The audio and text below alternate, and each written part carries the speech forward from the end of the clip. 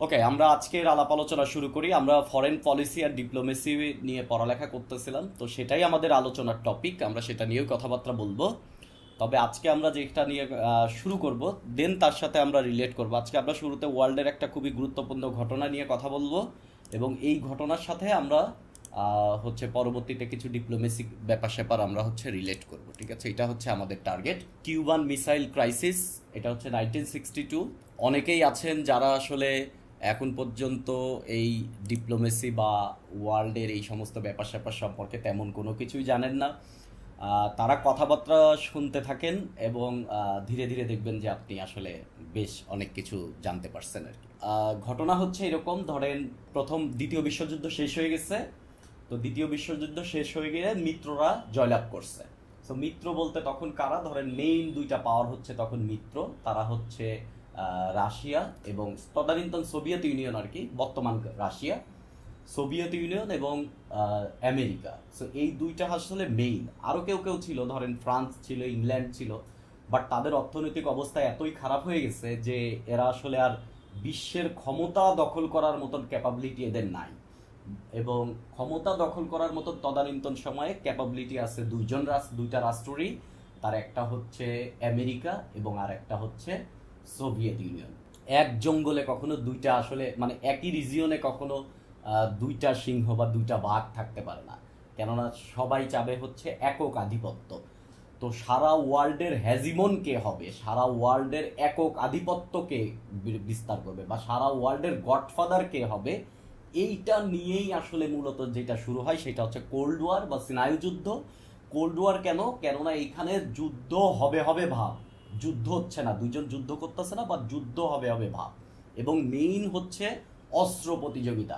গতদিন আমরা যে টার্মটা আলোচনা করেছিলাম, একটা সিকিউরিটি ডিলেমা, যে সে তার আর্সেনাল সাজাচ্ছে, আর্সেনালকে বড় করতেছে, এবং রাশিয়া উল্টা দিকে তার আর্সেনাল বড় করতেছে। প্রতিযোগিতা, সে অ্যালায়েন্স করতেছে আরেকটা দেশের সাথে, বন্ধুত্ব পাতাচ্ছে, ও আরেকটা দেশের সাথে বন্ধুত্ব পাতাচ্ছে। মানে সবাই সবার যে ক্ল্যান, এই ক্ল্যানের লোক সংখ্যা বাড়াচ্ছে। আর আন্তর্জাতিক অ্যারিনাতে এই লোক সংখ্যা বাড়ানো মানে দেশকে নিজের মধ্যে টানা। সো এই হচ্ছে কোল্ড ওয়ারের বড় পিকচারটা। এই বড় পিকচারটার একবারে খুবই সিরিয়াস লেভেলে চলে যায় হচ্ছে 1960-এর দশক। এখন 60-এর দশকের ঘটনা দেখেন, আমরা যে কোল্ড ওয়ারের কথা বলতেছি এটা হয়েছে 1962 সালে। আমরা যদি ম্যাপের দিকে তাকাই, তাহলে এইখানে আপনারা এই যে মানে মোটামুটি পিঙ্ক টাইপের যে কালারটা দেখতেছেন, এটা হচ্ছে তদানীন্তন সোভিয়েত ইউনিয়ন বা ইউএসএসআর। আর এই যে লাল কালারের যেটা দেখতেছেন সেটা হচ্ছে তুরস্ক, তুরস্ক বা টার্কি, ধরেন এইটাকে আমরা তুরস্ক দিয়ে লিখলাম। এইখানে দেখেন একটা গোলাপি কালারের একবারে লম্বা একটা দেখা যাচ্ছে, এইটাই হচ্ছে কিউবা। আর এই হচ্ছে আঙ্কেল স্যাম, ইউএসএ। ম্যাপের অবস্থা এখন এই যে লেজের মতন আমেরিকার যে অংশটা নেমে গেছে, এটা হচ্ছে আমেরিকার ফ্লোরিডা। এবং ফ্লোরিডার কোস্ট থেকে বা ফ্লোরিডার উপকূল থেকে এই কিউবার যে ডিস্টেন্সটা, এই কিউবার ডিস্টেন্সটা কিন্তু 100 মাইল অ্যাকচুয়ালি। সো 100 মাইল পর্যন্ত ডিস্টেন্স, তার মানে কিউবা কিন্তু আমেরিকার একবারে ঘরের কাছে। আর আমরা প্রথম দিন থেকে একটা কথা বলতেছিলাম যে বিশ্ব রাজনীতিতে আপনি আপনার বন্ধু চেঞ্জ করতে পারবেন, আপনার শত্রু চেঞ্জ করতে পারবেন, আপনার প্রতিবেশী চেঞ্জ করতে পারবেন না কোনোদিন। সো কিউবা হচ্ছে আমেরিকার প্রতিবেশী। এবং তখন কিউবার যিনি সরকার, সে হচ্ছে ফিদেল কাস্ত্রো। আপনারা জানেন যে সে হচ্ছে একটু বাম টাইপের লোক, কমিউনিজম পন্থী। আর রাশিয়া সারা ওয়ার্ল্ডে ছড়াচ্ছে হচ্ছে কমিউনিজম, আর আমেরিকা সারা ওয়ার্ল্ডে ছড়াচ্ছে ক্যাপিটালিজম। মতাদর্শের যুদ্ধ, যে সারা ওয়ার্ল্ডে কি ক্যাপিটালিজম চলবে, গণতন্ত্র চলবে, নাকি সারা পৃথিবীতে কমিউনিজম চলবে, এই কিন্তু কোল্ড ওয়ারের মেইন থিম। তো কিউবার ফিদেল কাস্ত্রো, আপনারা জানেন যে ফিদেল কাস্ত্রো কি টাইপের লোক। সো তাদের মতাদর্শ হচ্ছে কমিউনিস্ট মতাদর্শ। এই জন্য ঘটনা ঘটে হচ্ছে 1961 সালে। 1961 সালে দুইটা ঘটনা ঘটে।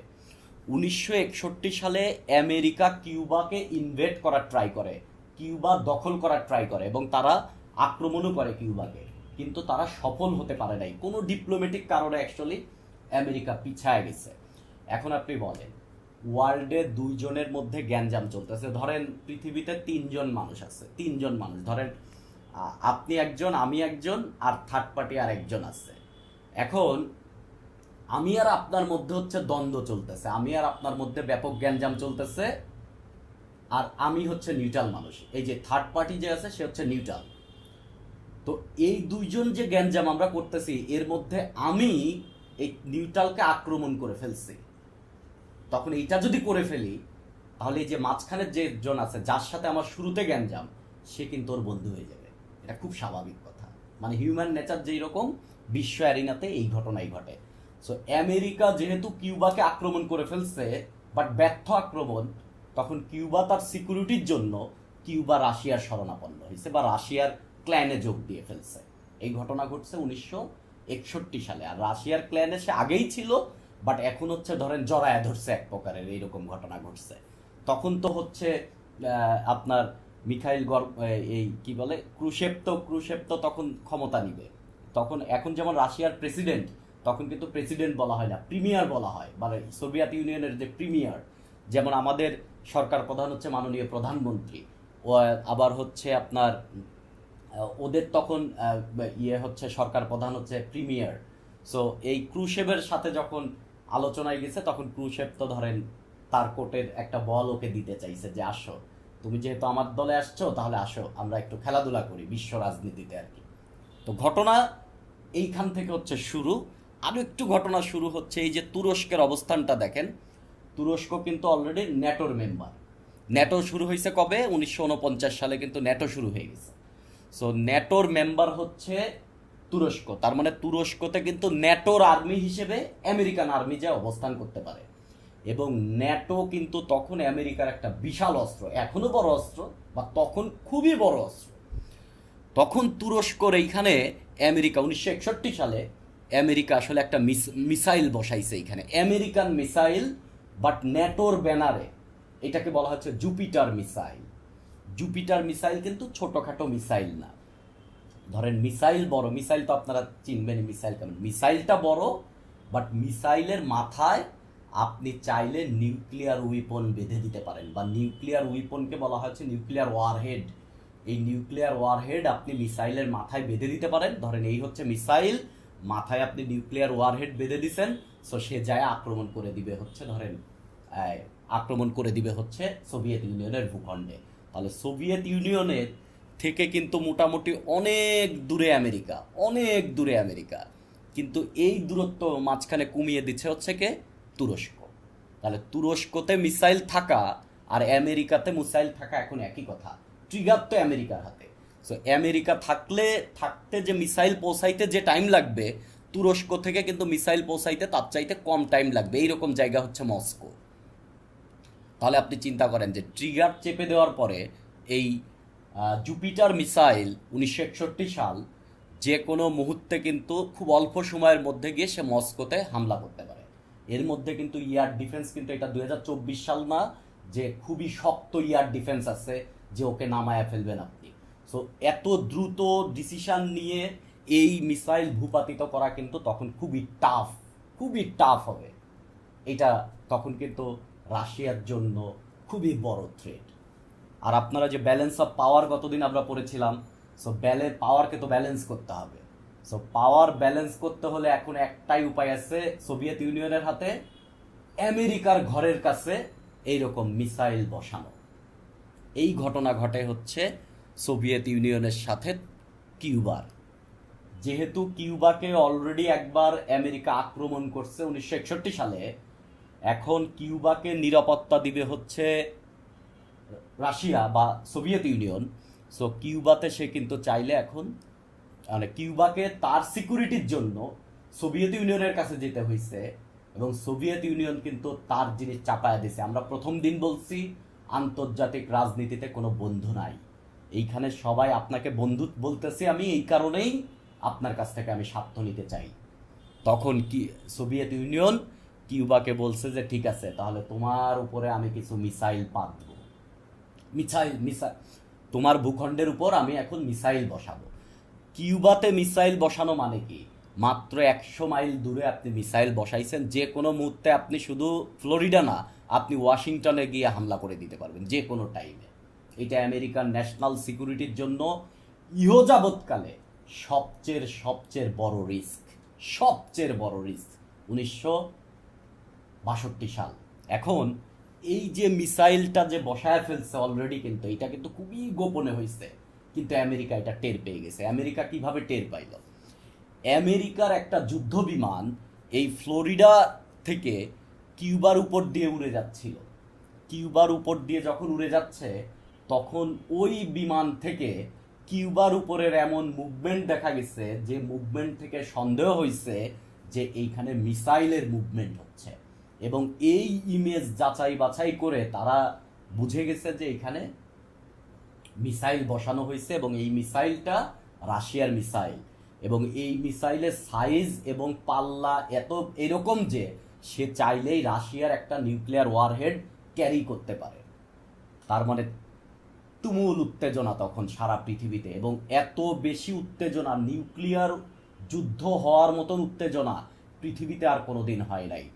যে কোনো মুহূর্তে তুরস্ক থেকে মিসাইল বা নিউক্লিয়ার ওয়ারহেডের হামলা হতে পারে সোভিয়েত ইউনিয়নের উপর, যে কোনো মুহূর্তে কিউবা থেকে হামলা হতে পারে আমেরিকার উপর। কেননা কেউ এই এত টেনশন আর কোনো সময় পৃথিবীতে হয় নাই। এই টেনশন কিন্তু যুদ্ধের টেনশন না, এই টেনশন নিউক্লিয়ার যুদ্ধের টেনশন, পারমাণবিক যুদ্ধ, চুরমার হয়ে যাবে পৃথিবী, এইরকম একটা ব্যাপার 1962 সালের। এবং এটা আইডেন্টিফাই হয়েছে কিন্তু অক্টোবরের 15 তারিখের পরে। কথা বুঝেন, পৃথিবীতে একটা ক্রাইসিস যত বড়, চাইলে সেটা তত দ্রুত সমাধান করা যায়। আমরা এই গল্প থেকে বোঝার ট্রাই করতেছি। পৃথিবীতে কিন্তু রাশিয়া ইউক্রেন যুদ্ধের যে গুরুত্ব, যে টেনশন, তার চেয়ে বড় টেনশন কিন্তু কিউবার মিসাইল ক্রাইসিস 1962, খুবই বড় টেনশন। এখন এইটা কিন্তু নিউক্লিয়ার যুদ্ধের টেনশন, এবং দুই পক্ষের কাছেই কিন্তু নিউক্লিয়ার উইপন আছে, মেরে দিবে কিন্তু একজনের কাছে। আইডেন্টিফাই হয়েছে 16 অক্টোবর। 16 অক্টোবর এই জিনিসটা আইডেন্টিফাই হয়েছে 1962 সালে। সাথে সাথে দুই দেশ নেগোসিয়েশন করা শুরু করছে যে আসেন কথা বলি। কেননা এখন আর মানে দুইজনই দুইজনের মাথায় বন্দুক আপনি ধরছেন, দুইজনের মাথায় বন্দুক ধরছেন। এখন কিন্তু আর এখন আর বন্দুকের ভয় দেখায় লাভ নাই। এখন আলোচনা করতে হবে, কারণ গুলি একটা মারাও যা, গুলি 10টা মারাও তাই। গুলি তো মারবেন মাথায়, কেন জিনিসটা তো নিউক্লিয়ার উইপন। এখন যে ডিপ্লোমেসি শুরু হয়েছে, একজন একজনের সাথে কথাবার্তা বলা শুরু করতেছে, এবং এই কথাবার্তা বলা শুরু করছে হচ্ছে আমেরিকা স্বয়ং তার ডিপ্লোম্যাটিক চ্যানেল দিয়ে না। আমেরিকার তখন হচ্ছে আমেরিকার যিনি প্রেসিডেন্ট, সে কেনেডি, জন এফ কেনেডি, আমেরিকার প্রেসিডেন্ট, তার ভাই রবার্ট এফ কেনেডি, তিনি কিন্তু তখন আমেরিকার অ্যাটর্নি জেনারেল। আমাদের যেমন অ্যাটর্নি জেনারেল আছেন আমাদের সংবিধানের 64 নম্বর অনুচ্ছেদ, অ্যাটর্নি জেনারেল কিন্তু বিচারপতি না, বিচারপতিরা হচ্ছে জজ। আর বাংলাদেশের যে বিচারপতি আছেন, আমাদের মাননীয় প্রধান বিচারপতি বা হাইকোর্ট ডিভিশন বা সুপ্রিম কোর্ট ডিভিশনের যারা বিচারপতি আছে, এরা কিন্তু জজ, বিচার করে। আর উকিলরা হচ্ছে উকালতি করে, আপনারা সিনেমাতেও দেখছেন বা ইয়েতেও জানেন। তো অ্যাটর্নি জেনারেল হচ্ছে সরকারি উকিল, মানে সরকারের উকিল, সে হচ্ছে অ্যাটর্নি জেনারেল। তো আমেরিকান সরকারের উকিল হচ্ছে প্রেসিডেন্টের ভাই রবার্ট এফ কেনেডিকে তখন সিক্রেটলি মস্কোর সাথে যোগাযোগ করতে বলা হয়, এবং মস্কোর সাথে রবার্ট এফ কেনেডি খুবই চমৎকারভাবে যোগাযোগ করে, কথাবার্তা বলে। এটা কিন্তু প্রপার ডিপ্লোম্যাটিক চ্যানেল দিয়ে হয় নাই। আমেরিকার পররাষ্ট্র মন্ত্রণালয় কিন্তু তার সাথে কথা বলে নাই, আমেরিকার প্রেসিডেন্ট গিয়ে কিন্তু কথা বলে নাই। তার মানে এটা কিন্তু মেইন ডিপ্লোম্যাটিক চ্যানেল না, এটা একটা সাইড চ্যানেল দিয়ে ডিপ্লোমেসি হচ্ছে, যেখানে একজন ইনভয় বা মুখপাত্র বা একজন সরকারের একজন মুখপাত্র আসলে এই দায়িত্বটা পালন করতেছে, বাট সে ডিপ্লোম্যাটিক কেউ না, বা ডিপ্লোমেট না সে। সো রবার্ট এফ কেনেডি তিনি রাশিয়ার সাথে যোগাযোগ করে, রাশিয়ার মানে তখন সোভিয়েত ইউনিয়নের সাথে। তখন যোগাযোগ করার পরে এই উত্তেজনা মিটিগেট হয় অক্টোবরের 28 তারিখের মধ্যে। এইখানে আপনি বুঝেন 1962 সাল অক্টোবরের 16 তারিখ এই জিনিসটা আইডেন্টিফাইড হলো যে মিসাইল আছে কিউবাতে। তো এইটা এখন টেনশন খুবই মানে এসকেলেট করছে, একবারে টার্সিয়ারি লেভেলের টেনশন। 16 তারিখ থেকে বিভিন্ন ডিপ্লোম্যাটিক কথাবার্তা বলে 28 তারিখের মধ্যে এটা সলভ হয়ে গেল। তার মানে আপনার 15 দিনও টাইম লাগে নাই এইটা সলভ করতে। তো এইখান থেকে তখন সোভিয়েত ইউনিয়ন অ্যাকচুয়ালি 2টা প্রপোজাল দেয়। 1 নাম্বার প্রপোজাল হচ্ছে, কিউবা তো আসলে থার্ড পার্টি হিসেবে এখানে আসছে, কিউবা যেহেতু আসছে, এখন কিউবা থেকে যদি আমি মিসাইল সরায় নিই তাহলে আপনি তো কিউবাকে মারবেন, আপনার কিউবাকে তো আপনি দখল করে নেবেন বা মারবেন আপনি কিউবাকে অ্যাকচুয়ালি। তো এটা করা যাবে না, কিউবাকে ছেড়ে দিতে হবে, কিউবার উপর কোনো ইনভেট করা যাবে না, কিউবাকে ইনভেট করা যাবে না, কিউবাকে ছেড়ে দিতে হবে। 2 নাম্বার হচ্ছে তুরস্ক থেকে আপনার মিসাইল সরিয়ে নিতে হবে। তুরস্ক থেকে যে আপনার এই জুপিটার মিসাইল আছে, এই জুপিটার মিসাইল আপনাকে সরিয়ে নিতে হবে। এই 2টা যেহেতু টেনশন, খুবই সিরিয়াস টেনশন ভাই, খুবই সিরিয়াস টেনশন। পারমাণবিক অস্ত্র হচ্ছে মানুষকে বুলেট মারার মতো, একটা মারাও যা 10টা মারাও তাই, মরে যাবেন আপনি। তো দ্যাটস ওয়াই আমেরিকা কোনো রিস্ক নেয় নাই, 2টা সত্যই মেনে নিচ্ছে এবং 28 তারিখে এই মিসাইল ক্রাইসিসটা মিটিগেটেড হয়ে যায়। আর ঠিক পরের বছর গিয়ে তুরস্ক থেকে আমেরিকা তার মিসাইল সরায় দেয়। এই হচ্ছে কিউবান মিসাইল ক্রাইসিস 1962, এবং এটা বিশ্ব রাজনীতিতে বিভিন্ন সময় আপনার কাছে আসবে। এইখান থেকে আমরা বেশ কতগুলা এই ঘটনা থেকে আমরা ডিসিশন নিতে পারি। তার একটা হচ্ছে গেম থিওরি এবং আর একটা হচ্ছে back channel diplomacy. Back channel ডিপ্লোমেসিটা কি সেটা নিয়ে আমরা এখনই কথা বলবো, আগে আমরা গেম থিওরি বুঝি। গেম থিওরি হচ্ছে বিষয়টা এরকম যে আপনি ধরেন এই এই আমরা এটা এভাবে বোঝার ট্রাই করি। গেম থিওরিতে হচ্ছে এরকম, ধরেন আপনার কাছে 2টা অপশন, ইয়েস অর নো। আমি এই বইতে একটা কথা লেখা আছে, উদাহরণ দেওয়া আছে, সেটার মতন করেই বলি। ধরেন এই একটা রাস্তা, এটা খুবই সরু রাস্তা, এই পাশ দিয়ে একটা গাড়ি ঢুকতেছে, ধরেন এই গাড়িটা হচ্ছে এ, এই পাশ দিয়ে ঢুকতেছে, এই গাড়িটা হচ্ছে বি, এটা এই দিক দিয়ে ঢুকতেছে, বাট রাস্তাটা খুবই সরু। মানে দুইজনই যদি খুবই ভালো মতন সাইড দেয়, একবারে রাস্তার শোল্ডারে নেমে যায়, দেন অ্যাকচুয়ালি একজন একজন পাস করবে, বাট স্পিডে পাস করতে পারবে না, অ্যাক্সিডেন্ট হয়ে যাবে। এখন আপনার কাছে গাড়ি যেটা এ, এই গাড়ির হাতে অপশন আছে 2টা, রাস্তা থেকে নেমে দাঁড়ানো অথবা রাস্তায় গাড়ি চালায় যাওয়া। যদি নেমে দাঁড়ান তাহলে আপনি হয়ে যাবেন হচ্ছে চিকেন বা মুরগি লিখলাম আমি, মুরগি। আর আপনি যদি সরে না দাঁড়ান, ডাইরেক্ট চলতে থাকেন, তাহলে আপনি হয়ে যাবেন হচ্ছে হিরো। আর এই ক্ষেত্রেও তাই, বি গাড়িটাও এরকম, আপনি হতে পারেন হচ্ছে চিকেন অথবা আপনি হয়ে যেতে পারেন হচ্ছে হিরো। 2টা ঘটনা আপনার ঘটতে পারে। এখন আপনি চিন্তা করেন গেম থিওরি কি বলতেছে, দুইজনই যদি হিরো হয়, দুইজনই যদি হিরো হয়, ধরেন কেউ ছাড়বে না, জোরে গাড়ি চালায় দিবে, অ্যাক্সিডেন্ট নিশ্চিত। এর মানে হচ্ছে বিশ্ব রাজনীতিতে বলা হয় যুদ্ধ নিশ্চিত। একজন যদি সরে দাঁড়ায় আর একজন যদি হিরো হয়, তাহলেও কিন্তু মানে একবারে আপনি এটা বলতে পারবেন না যে যুদ্ধ হবে না, এক্ষেত্রেও যুদ্ধ হতে পারে। বাট দুইজনই যদি মুরগি হয়ে যায়, দুইজনই যদি সরে দাঁড়ায়, তাহলে অ্যাকচুয়ালি কখনোই যুদ্ধ হবে না। এটাই হচ্ছে গেম থিওরি। সো এইখানে যে ঘটনাটা ঘটছে, যে একজন কান্ট্রি হচ্ছে আমেরিকা আর একজন কান্ট্রি হচ্ছে সোভিয়েত ইউনিয়ন, এবং দুইজনই কিন্তু এইখানে ছেড়ে দাঁড়াইছে, অর্থাৎ দুইজনই এইখানে চিকেন হয়েছে। সো দুইজনই যেহেতু চিকেন হয়েছে, কেউই অ্যাগ্রেসিভ বা অ্যাটাকে যায় নাই, দুইজনই সরে দাঁড়াইছে। সো দ্যাটস ওয়াই এখানে যুদ্ধ হয় নাই, কনফ্লিক্ট হয় নাই। সো গেম থিওরি ব্যাখ্যা করতে গিয়ে আমরা এই উদাহরণটা নিয়ে আসতে পারি। গেম থিওরির মধ্যে অ্যাকচুয়ালি 2 ধরনের গেম আছে, জিরো সাম গেম আর non zero sum game. Zero sum গেমে অ্যাকচুয়ালি কনফ্লিক্ট হয়। কনফ্লিক্ট কেমন? ধরেন জিরো সাম গেম কেমন, যে আমি যদি 5 টাকা জিতি তাহলে আপনি 5 টাকা হারবেন। ধরেন এইটাকে বলা চলে হচ্ছে, ধরেন জুয়া খেলতেছে মানুষ, জুয়া খেলতেছে, ধরেন 2 জন মিলে জুয়া খেলতেছে। তো একজন যদি 1000 হারে আর একজন হচ্ছে 1000 জিতবে, তাহলে যে হারছে তার টাকাটা মাইনাস আর যে জিতছে তার টাকাটা প্লাস। তাহলে আপনি যোগ করেন, যোগ করলে কি হবে? 0 হয়ে যাবে। এই জন্য এটাকে বলা হচ্ছে জিরো সাম গেম। এক পক্ষ লাভ করলে আর এক পক্ষ লস করবে, এটাই হচ্ছে জিরো সাম গেম। আর একটা হচ্ছে নন zero sum game. Zero sum গেমে সাধারণত হচ্ছে যুদ্ধ হয় বা কনফ্লিক্ট হয়, প্রতিযোগিতা হয়। আর নন জিরো সাম গেমে হচ্ছে যেখানে আপনার কি হয়, যেখানে আপনার বন্ধুত্ব হয়। বন্ধুত্ব হয় কেমন? নন জিরো সাম গেমের একটা উদাহরণ হতে পারে ধরেন ন্যাটো। ন্যাটো যখন গঠিত হয়েছে তখন একটা আর্টিকেলে বলাই আছে যে আমার যে কয়টা রাষ্ট্র আছে কোনো একটা যদি হামলা হয় এর মানে সবাই হামলার শিকার হয়েছে। কোনো একটার উপর হামলা হওয়া মানে সবার উপর হামলা হওয়া। তখন সবাই মিলে কিন্তু শত্রুকে প্রোটেক্ট করবে। এই হচ্ছে ধরেন এটাকে আমরা বিশ্ব রাজনীতিতে নন জিরো সাম গেম বলতে পারি, যে এখানে কোঅপারেশন হবে। আবার কোঅপারেশন এইরকম হতে পারে, ধরেন আমরা বাংলাদেশ থেকে মালয়েশিয়াতে জনশক্তি রপ্তানি করতেছি, রিমিটেন্স আসতেছে, এবং আমরা মালয়েশিয়া থেকে তেল কিনতেছি। সো আমরা কিন্তু একটা দিচ্ছি, বেচতেছি, এবং আর একটা কিনতেছি।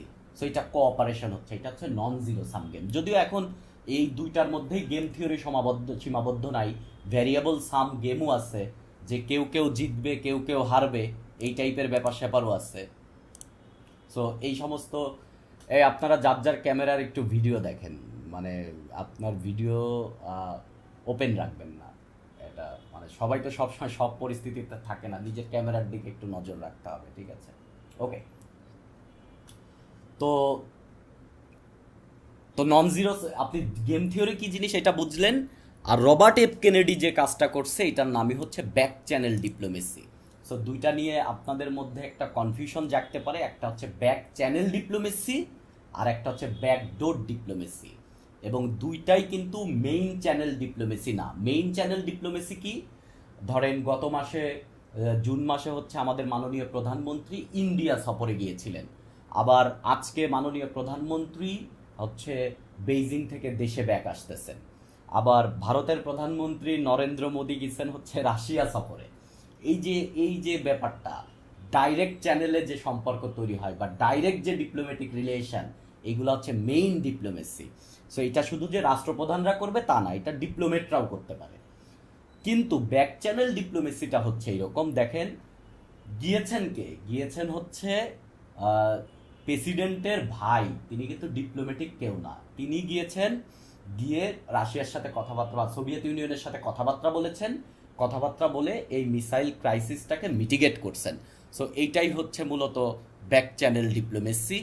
সো এইখানে কি হয় অ্যাকচুয়ালি, স্পেশাল ইনভয় বা মানে কোনো স্পেশাল পার্সন বা তারা গিয়ে ডিপ্লোম্যাটিক মেসেজ দেয়, নিয়ে কথাবার্তা বলে, আলোচনা সামনে আগে বাড়ায়।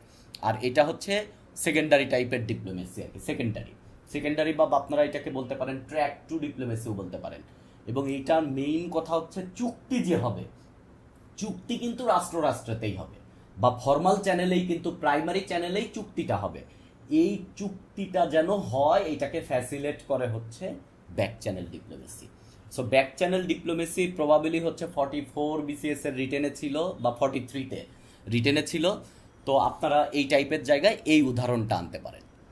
আর ব্যাকডোর ডিপ্লোমেসি হচ্ছে, এখন দেখেন ব্যাক চ্যানেল ডিপ্লোমেসিতে কিন্তু এই যে রবার্ট এফ কেনেডি যে গিয়েছে, এটা কিন্তু লুকায়া যায় নাই, সে কিন্তু কথাবার্তা বলছে, লুকায়া যায় নাই।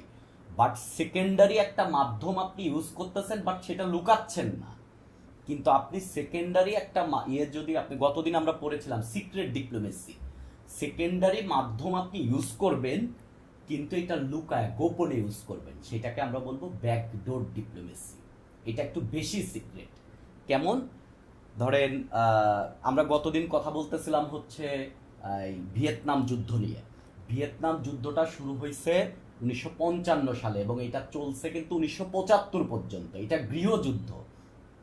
বাট আমেরিকা হচ্ছে দক্ষিণ ভিয়েতনামকে সাপোর্ট দিচ্ছে, কেননা তারা হচ্ছে গণতন্ত্র চায়। আর উত্তর ভিয়েতনামকে সাপোর্ট দিচ্ছে হচ্ছে রাশিয়া এবং চায়না, কেননা তারা হচ্ছে কমিউনিজম চায়। সো আর ডমিনো তত্ত্বতে আমরা গতদিন বলেছি, এই সমস্ত জায়গায় কোনো মতের কমিউনিস্ট মতাদর্শ ছড়াতে দেওয়া যাবে না। একজনের মধ্যে যদি কমিউনিস্ট মতাদর্শ ছড়ায়, পাশের রাষ্ট্রও কমিউনিস্ট মতাদর্শ ছড়াবে। সো আমেরিকা এটা চাবে না। সো আমেরিকা কিন্তু এই যুদ্ধে প্রক্সি মানে অ্যাক্টিভলি পার্টিসিপেট করতেছিল বিভিন্ন থ্রুতে। তারা যারা দক্ষিণ ভিয়েতনামেরকে সাপোর্ট করতেছিল এবং তারা কার্পেট বোমিং চালাইছে এখানে। তখন হিউজ পরিমাণ ধরেন হিউম্যানিটেরিয়ান ক্রাইসিস তৈরি হয়েছে এই যুদ্ধে। বাট এই যুদ্ধে কিন্তু ইভেনচুয়ালি আমেরিকা হেরে গেছে। বাট 1975 সালে এই অফিসিয়াল ডিসকাশন হওয়ার আগে দেখেন যুদ্ধ হচ্ছে কোথায়, যুদ্ধ হচ্ছে ভিয়েতনামে, আর যুদ্ধে পার্টিসিপেট করতেছে কে, আমেরিকা। কিন্তু প্যারিসে হচ্ছে কিছু স্পেশাল লোকজন তাদেরকে ব্যবহার করে, স্পেশাল লোকজন এবং তাদেরকে ব্যবহার করে ডিপ্লোম্যাটিক কথাবার্তা চালাচ্ছিল হেনরি কিসিঞ্জার 1973 সালে। হেনরি কিসিঞ্জার হচ্ছে তদানীন্তন যিনি প্রেসিডেন্ট রিচার্ড নিক্সন, তার সিকিউরিটি উপদেষ্টা। সো হেনরি কিসিঞ্জার কিন্তু এই যে এখানে দেখেন আমি হলুদ কালারে এটা লিখেও দিছি। সো হেনরি কিসিঞ্জার যে থার্ড পার্টির মাধ্যমে এবং এটা গোপনে একটা সিরিজ আলোচনা চালায়। এই আলোচনার পরে অ্যাকচুয়ালি সিদ্ধান্তে আসে এবং এখানে পিস অ্যাকর্ড হয়, প্যারিস পিস অ্যাকর্ড, এবং এটা হয় 1973 সালে, এবং এর বলে অ্যাকচুয়ালি অফিসিয়ালি 1975 সালে ভিয়েতনাম যুদ্ধ শেষ হয়। তাহলে এইটা হচ্ছে ব্যাকডোর ডিপ্লোমেসি, এবং এইখানে দেখেন এইটাও কিন্তু আনঅফিসিয়াল বা সেকেন্ডারি, এবং এইটা হচ্ছে খুবই সিক্রেট নেগোসিয়েশন। তাহলে দুইটার মধ্যে মেইন পার্থক্য কি? ব্যাকডোর ডিপ্লোমেসি হচ্ছে মোর সিক্রেট, মোর কভার, মানে এটাও যেহেতু প্রাইমারি, ব্যাক চ্যানেল যেটা, এটাও কিন্তু একবারে প্রাইমারি না, বাট সেকেন্ডারি সব কিছু একটু সিক্রেট, বাট পুরাপুরি সিক্রেট না। কিন্তু আমি বোধহয় ব্যাক চ্যানেল ডিপ্লোমেসিতে আমি এরকম ছবি আঁকছিলাম, ধরেন আমি রাষ্ট্রকে করার জন্য আমি এইরকম ছবি আঁকতাম, এক পেজের মধ্যে তো ছোট করে মাঝখানে একটা ছবি এঁকে দিলে কাগজ সেভ হয়, এরকম আর কি। তখন আমি এইরকম লিখছিলাম, ধরেন এটা হচ্ছে রাষ্ট্র 1, এটা হচ্ছে রাষ্ট্র 1, এটা হচ্ছে রাষ্ট্র 2, এটার মধ্যে ধরেন এই যে মাঝখানে আমি দিলাম ডিপ্লোম্যাটিক রিলেশন, আর এই রিলেশনটা করবে হচ্ছে স্পেশাল এনভয় হচ্ছে মাঝখানে এসে কাজ করবে। এই মাঝখানে যে স্পেশাল এনভয়টা আসছে এটাকে আমি বলে দিছি ব্যাক চ্যানেল ডিপ্লোমেসি। ঠিক আছে, আমি এরকম ছবি আঁকতাম এর মধ্যে। তো আশা করি আপনারা বুঝতে পারছেন যে ব্যাকডোর ডিপ্লোমেসি কি এবং ব্যাক চ্যানেল ডিপ্লোমেসি কি। তো আমরা আজকে কথাবার্তা বলবো যে আরেকটা, দুইটা দেশের মধ্যে ডিপ্লোম্যাটিক রিলেশন বিল্ড আপ হয় কীভাবে। ডিপ্লোম্যাটিক রিলেশন বিল্ড আপ হয় মানে কি, যেমন আমাদের বাংলাদেশে কিন্তু ভারতের হাই কমিশন আছে, আমরা ভারতের হাই কমিশনে গিয়ে কিন্তু ভিসা নেওয়ার ট্রাই করি যে আমরা ইন্ডিয়া যাব, বা ইন্ডিয়ার সাথে কোনো ধরনের বাণিজ্যিক বিষয় কিন্তু আমরা এখান থেকে ডিল করি। আবার নয়াদিল্লিতেও কিন্তু আমাদের হাই কমিশন আছে, যেখানে বাংলাদেশ হাই কমিশন অফ ইন্ডিয়াতে আমাদের হাই কমিশন আছে। ইন্ডিয়ানরা বাংলাদেশে আসতে গেলে বা ইন্ডিয়ানের সাথে বাংলাদেশের কোনো কমিউনিকেশন করতে হলে, বা ইন্ডিয়াতে কোনো বাঙালি আছে তার কোনো ইস্যু হলে সে কিন্তু ওইখান থেকে হেল্প নেয়। সো এই জিনিসটা হচ্ছে diplomatic relation. So diplomatic relation build up হওয়ার পেছনে হচ্ছে যেটা কাজ করে, প্রথম কথা হচ্ছে রিকগনিশন। তার মানে একটা দুইটা দেশের মধ্যে ডিপ্লোম্যাটিক রিলেশন যদি হয় তাহলে অবশ্যই এক রাষ্ট্র আর এক রাষ্ট্রকে স্বীকৃতি দিতে হবে। যেমন আমরা কিন্তু এখন পর্যন্ত ইসরায়েলকে স্বীকৃতি দিই নাই স্বাধীন রাষ্ট্র হিসেবে। ইসরায়েলকে যেহেতু স্বাধীন রাষ্ট্র হিসেবে স্বীকৃতি দিই নাই, সেহেতু তাদের সাথে আমাদের কোনো ডিপ্লোম্যাটিক রিলেশন বিল্ড আপ হবে না। সো 1 নাম্বার স্টেপ হচ্ছে স্বীকৃতি দিতে হবে। সো সৌদি আরবের সাথে আমাদের কিন্তু 1975 সাল পর্যন্ত তেমন কোনো ডিপ্লোম্যাটিক রিলেশন নাই, কেননা এক রাষ্ট্র আর এক রাষ্ট্রকে স্বীকৃতি তখনও আমরা দিই নাই। সো স্বীকৃতি দিতে হবে, এটা হচ্ছে 1 নাম্বার কথা। 2 নাম্বার কাজ হচ্ছে স্বীকৃতি দেওয়ার পর নেগোসিয়েশন করবেন যে আমরা ডিপ্লোম্যাটিক এরকম করতে চাই, ডিপ্লোম্যাটিক করতে চাই, এগুলো হচ্ছে মৌখিক। নেগোসিয়েশন করবেন যে আপনার সাথে রিলেশন বিল্ড আপ হোক, আপনি আমার দেশে এম্বাসি বানান, আমি আপনার দেশে এম্বাসি বানাই, দেন দুই দেশের মধ্যে বাইলেটারাল সম্পর্ক আমরা উন্নত করি, বাণিজ্য করি, বিশ্ব এরিনাতে আমরা প্রভাব ফেলি, এরকম আর কি একটা ক্ল্যান গঠন করি আর কি, যেভাবে আমরা ধরেন বন্ধু পাতাই, এই টাইপের কথাবার্তা বলবেন। এরপরে কিছু ডিপ্লোম্যাটিক নোট দিবেন যে প্ল্যান পরিকল্পনা কি, একজনের সাথে এক্সচেঞ্জ করবেন নোট। এরপরে হচ্ছে আপনার যদি হয় দেন আপনি অ্যাম্বাসিডর নিয়োগ করবেন, যে আপনার দেশের প্রতিনিধিকে আপনি ওই দেশে যাবেন। আচ্ছা, এইখানে আপনাকে একটা ব্যাপার বলি, ধরেন এই হচ্ছে রাষ্ট্র 1, এইখান থেকে আমি যে আমাদের বাংলাদেশ থেকে রিলেশন বিল্ড আপের জন্য বা ডিপ্লোম্যাটিক মিশন স্থাপন করার জন্য আমরা ধরেন চলে গেছি হচ্ছে ধরেন আমেরিকাতে, এই হচ্ছে আমেরিকাতে।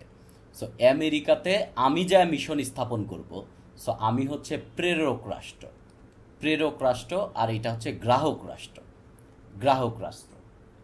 সো আমার লোক যখন যাবে, আমার যিনি প্রতিনিধি আমেরিকাতে যাবে সে হচ্ছে আমার প্রেরক রাষ্ট্রের প্রতিনিধি, সে অবস্থান করবে গ্রাহক রাষ্ট্রে। আবার আমেরিকা যখন পাঠাবে তখন আমেরিকা হচ্ছে প্রেরক রাষ্ট্র আর বাংলাদেশ হচ্ছে তখন গ্রাহক রাষ্ট্র। সো দুইটা পার্টি কিন্তু এখানে, একটা হচ্ছে প্রেরক আর একটা হচ্ছে গ্রাহক। সো অ্যাম্বাসিডর আপনি পাঠাবেন, অর্থাৎ প্রেরক রাষ্ট্র অ্যাম্বাসিডর পাঠাবে কোথায়? গ্রাহক রাষ্ট্রকে। ওকে, দেন সেখানে অ্যাম্বাসি খোলা হবে। অ্যাম্বাসি খোলার পরে বিভিন্ন প্রোটোকল টিকেট আছে যে এইগুলা মানতে হবে, এরকম কথাবার্তা দেশ বলে দিবে। এটা যেমন বাংলাদেশের আগে আপনারা দেখতেন যে বিভিন্ন অ্যাম্বাসিডরদেরকে কিন্তু বিশাল প্রোটোকল দেওয়া হতো। বিশাল প্রোটোকল বলতে হচ্ছে আপনার এই যে স্পেশাল সিকিউরিটি ফোর্স দিয়ে কিন্তু এসএসএফ দিয়ে কিন্তু আপনার এই প্রোটোকল দেওয়া হতো, বড় সড়ো প্রোটোকল। এবং এই প্রোটোকলটা কিন্তু 2023 সালের জুলাইয়ের দিকে আমাদের তদানীন্তন পররাষ্ট্রমন্ত্রী তিনি হচ্ছে একে আব্দুল মোমেন, তিনি কিন্তু বলেছিলেন যে আমরা আর কোনো প্রোটোকল দিতে পারবো না। স্পেশাল প্রোটোকল দেওয়া এটা আন্তর্জাতিক আইনেও নাই, আর আমাদের দেশের আইন শৃঙ্খলার অবস্থাও এত খারাপ না, ভালো। এখন আইন শৃঙ্খলার অবস্থা, দেশে এত ঝামেলা নাই, এবং এই প্রোটোকল দিতে অনেক টাকা পয়সা খরচ হয়, তো আমরা আর এই প্রোটোকল দিব না। সেই যে প্রোটোকল দিবে কি দিবে না, বা আমি কি সুবিধা আমাকে এক্সট্রা দেওয়া হবে, এই সমস্ত বিষয় হচ্ছে এই প্রোটোকল এটিকেট থাকবে, এবং আপনি আসলে সমস্ত আইন কানুন ওইখানে মানবেন এবং আপনাদের সম্পর্ক ডেভেলপ করবেন। এই হচ্ছে মূলত স্টেপ। যেমন খুব রিসেন্টলি বাংলাদেশে আর্জেন্টিনা তার মিশন স্থাপন করছে। আর্জেন্টিনা মিশন স্থাপন করার পেছনে ফুটবল একটা বড় ভূমিকা পালন করছে। আপনারা জানেন এই যে আর্জেন্টিনাটাইন সাপোর্টারদের যে এত উৎসাহ উদ্দীপনা, এটা আর্জেন্টিনাকে আকৃষ্ট করছে, এবং এর ফলে অ্যাকচুয়ালি এখন কিন্তু বাংলাদেশে আর্জেন্টিনার মিশন আছে। তো এটা আগেও ছিল অ্যাকচুয়ালি। 1972 সালে আমাদের আর্জেন্টিনার সাথে ডিপ্লোম্যাটিক মিশন ছিল, কিন্তু 1978 সালে এই মিশনটা বন্ধ হয়ে যায়, কেননা 1978 সালে আর্জেন্টিনায় সামরিক শাসন জারি হয়। আবার 78 সালে বাংলাদেশেও সামরিক শাসন চলতেছিল, তখন অ্যাকচুয়ালি তারা আমাদের থেকে এম্বাসি তুলে নেয় আর কি। সো 1972 সালে আমাদেরকে স্বীকৃতি দেওয়া, প্লাস হচ্ছে আমাদের সাথে ডিপ্লোম্যাটিক রিলেশন বিল্ড আপ করা হয়, এবং এম্বাসি স্থাপন করে 1974-এ। বাট 1978 সালে সেই এম্বাসি তুলে নিয়ে যায়। এরপরে প্রায় 45 বছর পর 2023 সালে গিয়ে নতুন করে আর্জেন্টিনার সাথে একটা এম্বাসি বিল্ড আপ হয়েছে। বাংলাদেশের ঢাকায় এখন আর্জেন্টিনার এম্বাসি আছে, এবং আর্জেন্টিনার সাথে আপনি যদি আর্জেন্টিনায় যেতে চান তাহলে এদের কাছ থেকে ভিসা নিতে পারবেন, বা আর্জেন্টিনার সাথে বাংলাদেশের যে বাইলেটারাল সম্পর্ক, এর জন্য আর দুই দেশের সাথে কথা বলা লাগবে না, আমাদের পররাষ্ট্রমন্ত্রী এই অ্যাম্বাসিডরের সাথে কথা বললেই চলবে। কেননা এই অ্যাম্বাসিডর বা আর্জেন্টিনার যিনি অ্যাম্বাসিডর বাংলাদেশের আছেন, তিনি কিন্তু ওই রাষ্ট্রকে রিপ্রেজেন্ট করে। তিনি কিন্তু যে সিদ্ধান্ত দেন এটা রাষ্ট্রীয় সিদ্ধান্ত। তো এটা আপনারা বুঝলেন যে কিভাবে অ্যাম্বাসি প্রতিষ্ঠিত হয়। তো এই অ্যাম্বাসি প্রতিষ্ঠা হওয়ার পেছনে যে কি আইন কাজ করবে, কিভাবে চলবে, তার একটা আন্তর্জাতিক আইন আছে, যেটাকে বলা হচ্ছে Vienna convention of diplomatic relation 1961। এইটার প্রয়োজন দেখা দেয় কেন? এইটার প্রয়োজন দেখা দেয় হচ্ছে 1961 সালে এইটা গঠিত হয় এই কনভেনশনটা। এটার প্রয়োজন দেখা দেয় হচ্ছে 1961 সালের আইনে। 1961 সালের আগে পৃথিবীতে তো এক দেশের সাথে আরেক দেশের এরকম ডিপ্লোম্যাটিক রিলেশন ছিল, মিশন ছিল। মিশন বলতে হচ্ছে আমরা যে এম্বাসি বলি, এটাকে পররাষ্ট্র ভাষায় বলা হচ্ছে মিশন, ডিপ্লোম্যাটিক মিশন। এই ডিপ্লোম্যাটিক মিশন যেগুলা ছিল, এই মিশনগুলা এক এক দেশে এক একভাবে নিয়ন্ত্রিত হতো, যে এই জায়গার আইন এইটা, এই জায়গার আইন এইটা, এই জায়গার আইন এইটা। তো এইটাতে একটা ঝামেলা দেখা দিল যে বড় রাষ্ট্র ছোট রাষ্ট্রকে ভ্যালু দেয় না, আবার ছোট রাষ্ট্রের কাছে বড় রাষ্ট্র বেশি ভ্যালু নেয়। সো একটা হ্যাপাজার্ড অবস্থা ছিল। তো এইটা মিটিগেট করার জন্য একটা বড় জরুরি একটা আইন সৃষ্টি করার প্রয়োজন হয়, আন্তর্জাতিক আইন, যে আইনটা সারা পৃথিবী মানবে, এবং যে আইনের উপরে সারা পৃথিবী অ্যাকচুয়ালি ডিপ্লোম্যাটিক রিলেশন একজনের সাথে চালাবে। তো 1961 সালে এটা গৃহীত হয়, এবং এটার আর্টিকেল আছে বা প্রভিশন আছে হচ্ছে 53টা, যে প্রভিশনের মধ্যে বিভিন্ন কিছু বলা আছে যে কিভাবে ডিপ্লোম্যাটিক এটা প্রতিষ্ঠিত হবে। সো এর মধ্যে আমি কয়েকটা জিনিস আপনাদেরকে বলি, এটা আপনাদের ভাল লাগবে। তবে এই নামটা খুবই ইম্পর্টেন্ট, নামটা খুবই ইম্পর্টেন্ট। আপনি আন্তর্জাতিকের যে কোনো প্রশ্নের আনসার যখন রিটেনে লিখবেন এবং সেইটা যদি ডিপ্লোম্যাটিক রিলেশন হয়, তাহলে আপনি রিলিভেন্টলি অবশ্যই এখানে যে Vienna convention of diplomatic relation 1961 এই কথাটা টেনে নেবেন এবং বলবেন এই কনভেনশন অনুযায়ী ব্যবস্থা গ্রহণ করতে হবে, এইরকম কথাবার্তা আপনি বলবেন। এটা কিন্তু খুবই ফর্মাল কথা এবং এইখানে আপনি একটা স্পেসিফিক জিনিস জানাইলেন। একটা ডেটা বা একটা কার্ভ দেওয়ার চাইতে এই টাইপের জিনিস বেশি ইফেক্ট করে। কার্ভ আপনি দিবেন, বেশি দিবেন না, এই টাইপের তথ্য দিবেন, এটা রিলিভেন্ট ওয়েতে দিবেন আর কি। ওকে, প্রথম কথা হচ্ছে ক্রেডেনশিয়াল থাকতে হবে। ক্রেডেনশিয়ালটা কি জিনিস এটা আপনাকে বোঝাই। ক্রেডেনশিয়ালটা হচ্ছে আর্টিকেল 4-এ বলা হয়েছে কয়েকদিন আগে। এটা হচ্ছে বাংলাদেশের ফরেন মিনিস্ট্রির অফিসিয়াল ফেসবুক পেজ, আপনারা এটা ফলো দিয়ে রাখতে পারেন। বাংলাদেশের পররাষ্ট্রনীতিতে বাংলাদেশ কি কি ডিসিশন নিচ্ছে ভালোই শেয়ার ট্যাগ দেয়, আপনারা দেখতে পারেন। এটা অফিসিয়ালটা 1 জুলাই তাদের একটা ফেসবুক পোস্ট হচ্ছে, দেখেন। এটা হচ্ছে গ্রিস, দেন হচ্ছে লিথুনিয়া, দেন হচ্ছে রিপাবলিক অফ মালাউই, এই কয়েকটা দেশের নতুন অ্যাম্বাসিডর বাংলাদেশে আসছে, নতুন অ্যাম্বাসিডর। তো নতুন যখন একজন অ্যাম্বাসিডর বাংলাদেশে আসবেন, তিনি এসে রাষ্ট্রপ্রধানের কাছে যাবেন। ঘটনাটা আপনি বুঝেন। আমরা আগেই বলছি দুইটা রাষ্ট্র, একজন হচ্ছে প্রেরক রাষ্ট্র, এ হচ্ছে প্রেরক, আর একজন হচ্ছে গ্রাহক রাষ্ট্র, যারা হচ্ছে গ্রহণ করবে, এ হচ্ছে গ্রাহক রাষ্ট্র। তাহলে আমাদের যে ছবি দেখতেছি, এই ছবিতে ধরেন গ্রিস হচ্ছে, শুধু গ্রিস নিয়ে আমরা উদাহরণ দিই, গ্রিস হচ্ছে প্রেরক রাষ্ট্র আর বাংলাদেশ হচ্ছে গ্রাহক রাষ্ট্র। তো আমি যে একজন অ্যাম্বাসিডরকে আমি তোমার দেশে পাঠাবো, ধরেন এই অ্যাম্বাসিডরটাকে ধরে আমি এই দেশে পাঠাবো, তিনি আমার ডিপ্লোম্যাটিক সমস্ত কিছু মেনটেন করবে। তো সে কি আসলেই ওই দেশের প্রতিনিধি কিনা, সরকার পাঠিয়েছেন কিনা, তার জন্য তার কাছে একটা লেটার থাকবে, একটা ফর্মাল লেটার থাকবে। এই লেটারটার নাম হচ্ছে ক্রেডেনশিয়াল। এই লেটারটা কে দিবে? প্রেরক রাষ্ট্রের রাষ্ট্রপ্রধান দিবে। অর্থাৎ গ্রিসের রাষ্ট্রপ্রধানের সিগনেচার করা একটা রাষ্ট্রীয় দলিল যে দিবে, এই দলিলটা সে কার কাছে দিবে? এই দলিলটা এসে দিবে গ্রাহক রাষ্ট্রের রাষ্ট্রপ্রধানের কাছে। গ্রাহক রাষ্ট্রটা বাংলাদেশের রাষ্ট্রপ্রধান। বাংলাদেশের রাষ্ট্রপ্রধানকে মহামান্য রাষ্ট্রপতি। বাংলাদেশের সরকার প্রধানকে মাননীয় প্রধানমন্ত্রী। তো সরকার প্রধান আর রাষ্ট্রপ্রধান কিন্তু আলাদা জিনিস। তো রাষ্ট্রপ্রধান কিন্তু এখানে পাঠাবে, এখানে কিন্তু রাষ্ট্রের সাথে রাষ্ট্রের সম্পর্ক। সো রাষ্ট্রপ্রধান এটা পাঠাবে। সো রাষ্ট্রপ্রধান একটা অফিসিয়াল ডকুমেন্ট পাঠাবে, সেই ডকুমেন্টটা গ্রাহক রাষ্ট্রের রাষ্ট্রপ্রধানের কাছে দেওয়া হবে এবং রাষ্ট্রপ্রধান এটা সিগনেচার করবে। এই সিগনেচার করার পরে সাথে সাথে আপনি হয়ে গেলেন এখন ওই দেশের প্রতিনিধি, সাথে সাথে আপনি হয়ে গেলেন। এখানে একটা ছবি দেখেন, একটা ছবিতে দেখা যাচ্ছে আমাদের মহামান্য রাষ্ট্রপতির কাছে এই যে আফ্রিকান দেশ থেকে যিনি আসছেন, তিনি এই যে ক্রেডেনশিয়াল দিচ্ছে, যে মাঝখানে যেটা ডকুমেন্টসটা দেখা যাচ্ছে, এই যে একজন আর্মি অফিসার আছেন মাঝখানে, তার হাতের উপর দিয়ে প্রধানমন্ত্রী দেখেন আমাদের মহামান্য রাষ্ট্রপতির উপর হাতের দিচ্ছেন, এটাই হচ্ছে ক্রেডেনশিয়াল। সো ক্রেডেনশিয়াল হচ্ছে একটা অফিসিয়াল ডকুমেন্টস এবং এটা কি জিনিস আপনারা বুঝে গেলেন।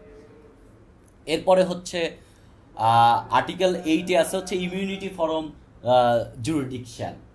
এর মানে কি? আপনার দেশের, ধরেন আপনি হচ্ছে গ্রাহক রাষ্ট্র, আমার রাষ্ট্র এখন কে আসছে? গ্রিসের লোক আসছে, তারা আমার দেশে মিশন স্থাপন করছে। তারা আসলে আমার দেশের কোনো আইন দিয়ে তাদেরকে বিচার করা যাবে না, আমার দেশে তাদের নামে কোনো ফৌজদারি মামলা পরিচালনা করা যাবে না, তাদের উপরে কোনো ক্রিমিনাল কেস চালু করা যাবে না। এটাই হচ্ছে ডিপ্লোম্যাটিক ইমিউনিটি। সো আমার দেশে তিনি ফ্রি চলাফেরা করবেন, ঠিক আছে? এই হচ্ছে ডিপ্লোম্যাটিক ইমিউনিটি। আমি রাস্তায় তার গাড়ি ঠেকিয়ে তাকে চেক করতে পারবো না, ঠিক আছে? এটাই হচ্ছে ডিপ্লোম্যাটিক ইমিউনিটি। এবং আপনি কোনো রাষ্ট্রীয় প্রোগ্রামে এই ডিপ্লোম্যাটরা যদি যায়, তাকেও আপনি চেক করতে পারবেন না, তার গায়ে হাত দিয়ে চেক করতে পারবেন না, ঠিক আছে? এটা হচ্ছে ডিপ্লোম্যাটিক ইমিউনিটি। তার গায়ে হাত দেওয়া যাবে না, তার ব্যাগ চেক করা যাবে না। কিন্তু 41 নম্বর অনুচ্ছেদে কিন্তু আবার এটা বলা আছে যে যেহেতু তাদেরকে চেক করা যাবে না বা তাদেরকে ইমিউনিটি দিতে হবে, তাদেরকে মামলা করা যাবে না, তাদেরকে গ্রেপ্তার করা যাবে না, তাদের অ্যারেস্ট ওয়ারেন্ট জারি করা যাবে না, এর জন্য তো সে এসে বাংলাদেশের উপর তাণ্ডব চালায় দিতে পারে, বা আরেক দেশে প্রেরক গ্রাহক রাষ্ট্রে তাণ্ডব চালাতে পারে, এটাও সে করতে পারবে না। তাকে অবশ্যই গ্রাহক রাষ্ট্রের যে আইন আছে এই আইনের প্রতি সম্মান দেখাতে হবে। এরপরে হচ্ছে ডিপ্লোম্যাটিক যে প্রিমিসিস আছে, ধরেন বাংলাদেশের এই যে গুলশানের ওইখানে আমাদের বাংলাদেশে আমেরিকান এম্বাসি আছে, ইন্ডিয়ান হাই কমিশন আছে, এদের ভেতরে আপনি গিয়ে তল্লাশি চালাতে পারবেন না, আপনি আপনার মিলিটারি, আপনার পুলিশ কোনো আইন ওর মধ্যে দিতে পারবেন না, ওর মধ্যে আপনি এন্ট্রি নিতে পারবেন না, অনুমতি ছাড়া আপনি এন্ট্রি নিতে পারবেন না। এবং তাদের যে অফিসিয়াল ডকুমেন্ট আছে এই ডকুমেন্টেও আপনি হাত দিতে পারবেন না। এবং কমিউনিকেশন করবে, তারা যে তাদের দেশের সাথে কমিউনিকেশন করবে, ধরেন গ্রিস থেকে বাংলাদেশে আসছেন তিনি কিন্তু বাংলাদেশের কাছে গ্রিসের সাথে যে রিলেশন বিল্ড আপ হচ্ছে, কমিউনিকেশন হচ্ছে, তিনি মেইনটেইন করতেছে। সো তাকে বিভিন্ন সিদ্ধান্ত নেওয়ার সময় কিন্তু তার রাষ্ট্রের সাথে যোগাযোগ করতে হয়। এই রাষ্ট্রের আমাদের যে বাংলাদেশের বিভিন্ন তথ্য গ্রিসে পাঠাতে হয়, এই তথ্য আদান প্রদানে কোনো ডিস্টার্ব দেওয়া যাবে না। এবং ডিপ্লোম্যাটিক ব্যাগ একটা বিষয় আপনি মাথায় রাখবেন। ডিপ্লোম্যাটিক ব্যাগ মানে ব্যাগ তা না, এটা একটা কুরিয়ার হতে পারে, এটা একটা কন্টেইনার হতে পারে।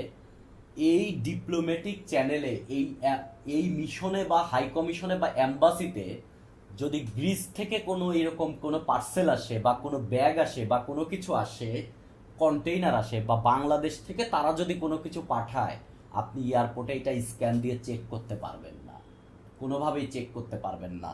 ওই ব্যাগে বা ওর মধ্যে যাই থাক, এটাকে বলা হয় কূটনৈতিক ব্যাগ বা ডিপ্লোম্যাটিক ব্যাগ, আপনি চেক করতে পারবেন না। তবে আপনি এইটা করতে পারেন, আপনার যদি সন্দেহ হয়, আপনি বললেন ঠিক আছে এটা সন্দেহ হচ্ছে, এটা আমি নিব না, আমার দেশে ঢুকতে দিব না, আপনি গ্রিসে ব্যাগ নিয়ে যান। এয়ারপোর্টে আসছে, এয়ারপোর্ট থেকে আবার গ্রিসে ব্যাগ নিয়ে যাবে, ঠিক আছে, বাট আপনি খুলে চেক করতে পারবেন না। প্রয়োজনে আপনি বলে দিতে পারেন আমার দেশ এটা নিব না আমি, তুমি তোমার দেশে তোমারটা ব্যাগ নিয়ে যাও, ব্যাগ নিয়ে চলে যাবে, বাট আপনি ব্যাগ খুলে চেক করতে পারবেন না। এবং বাংলাদেশে গ্রিসের লোকজন যে ইনকাম করতেছে তার বেতন টেতন থেকে আপনি ট্যাক্স নিতে পারবেন না, ট্যাক্স নেওয়া যাবে না, কোনো ভ্যাট নেওয়া যাবে না তাদের উপর।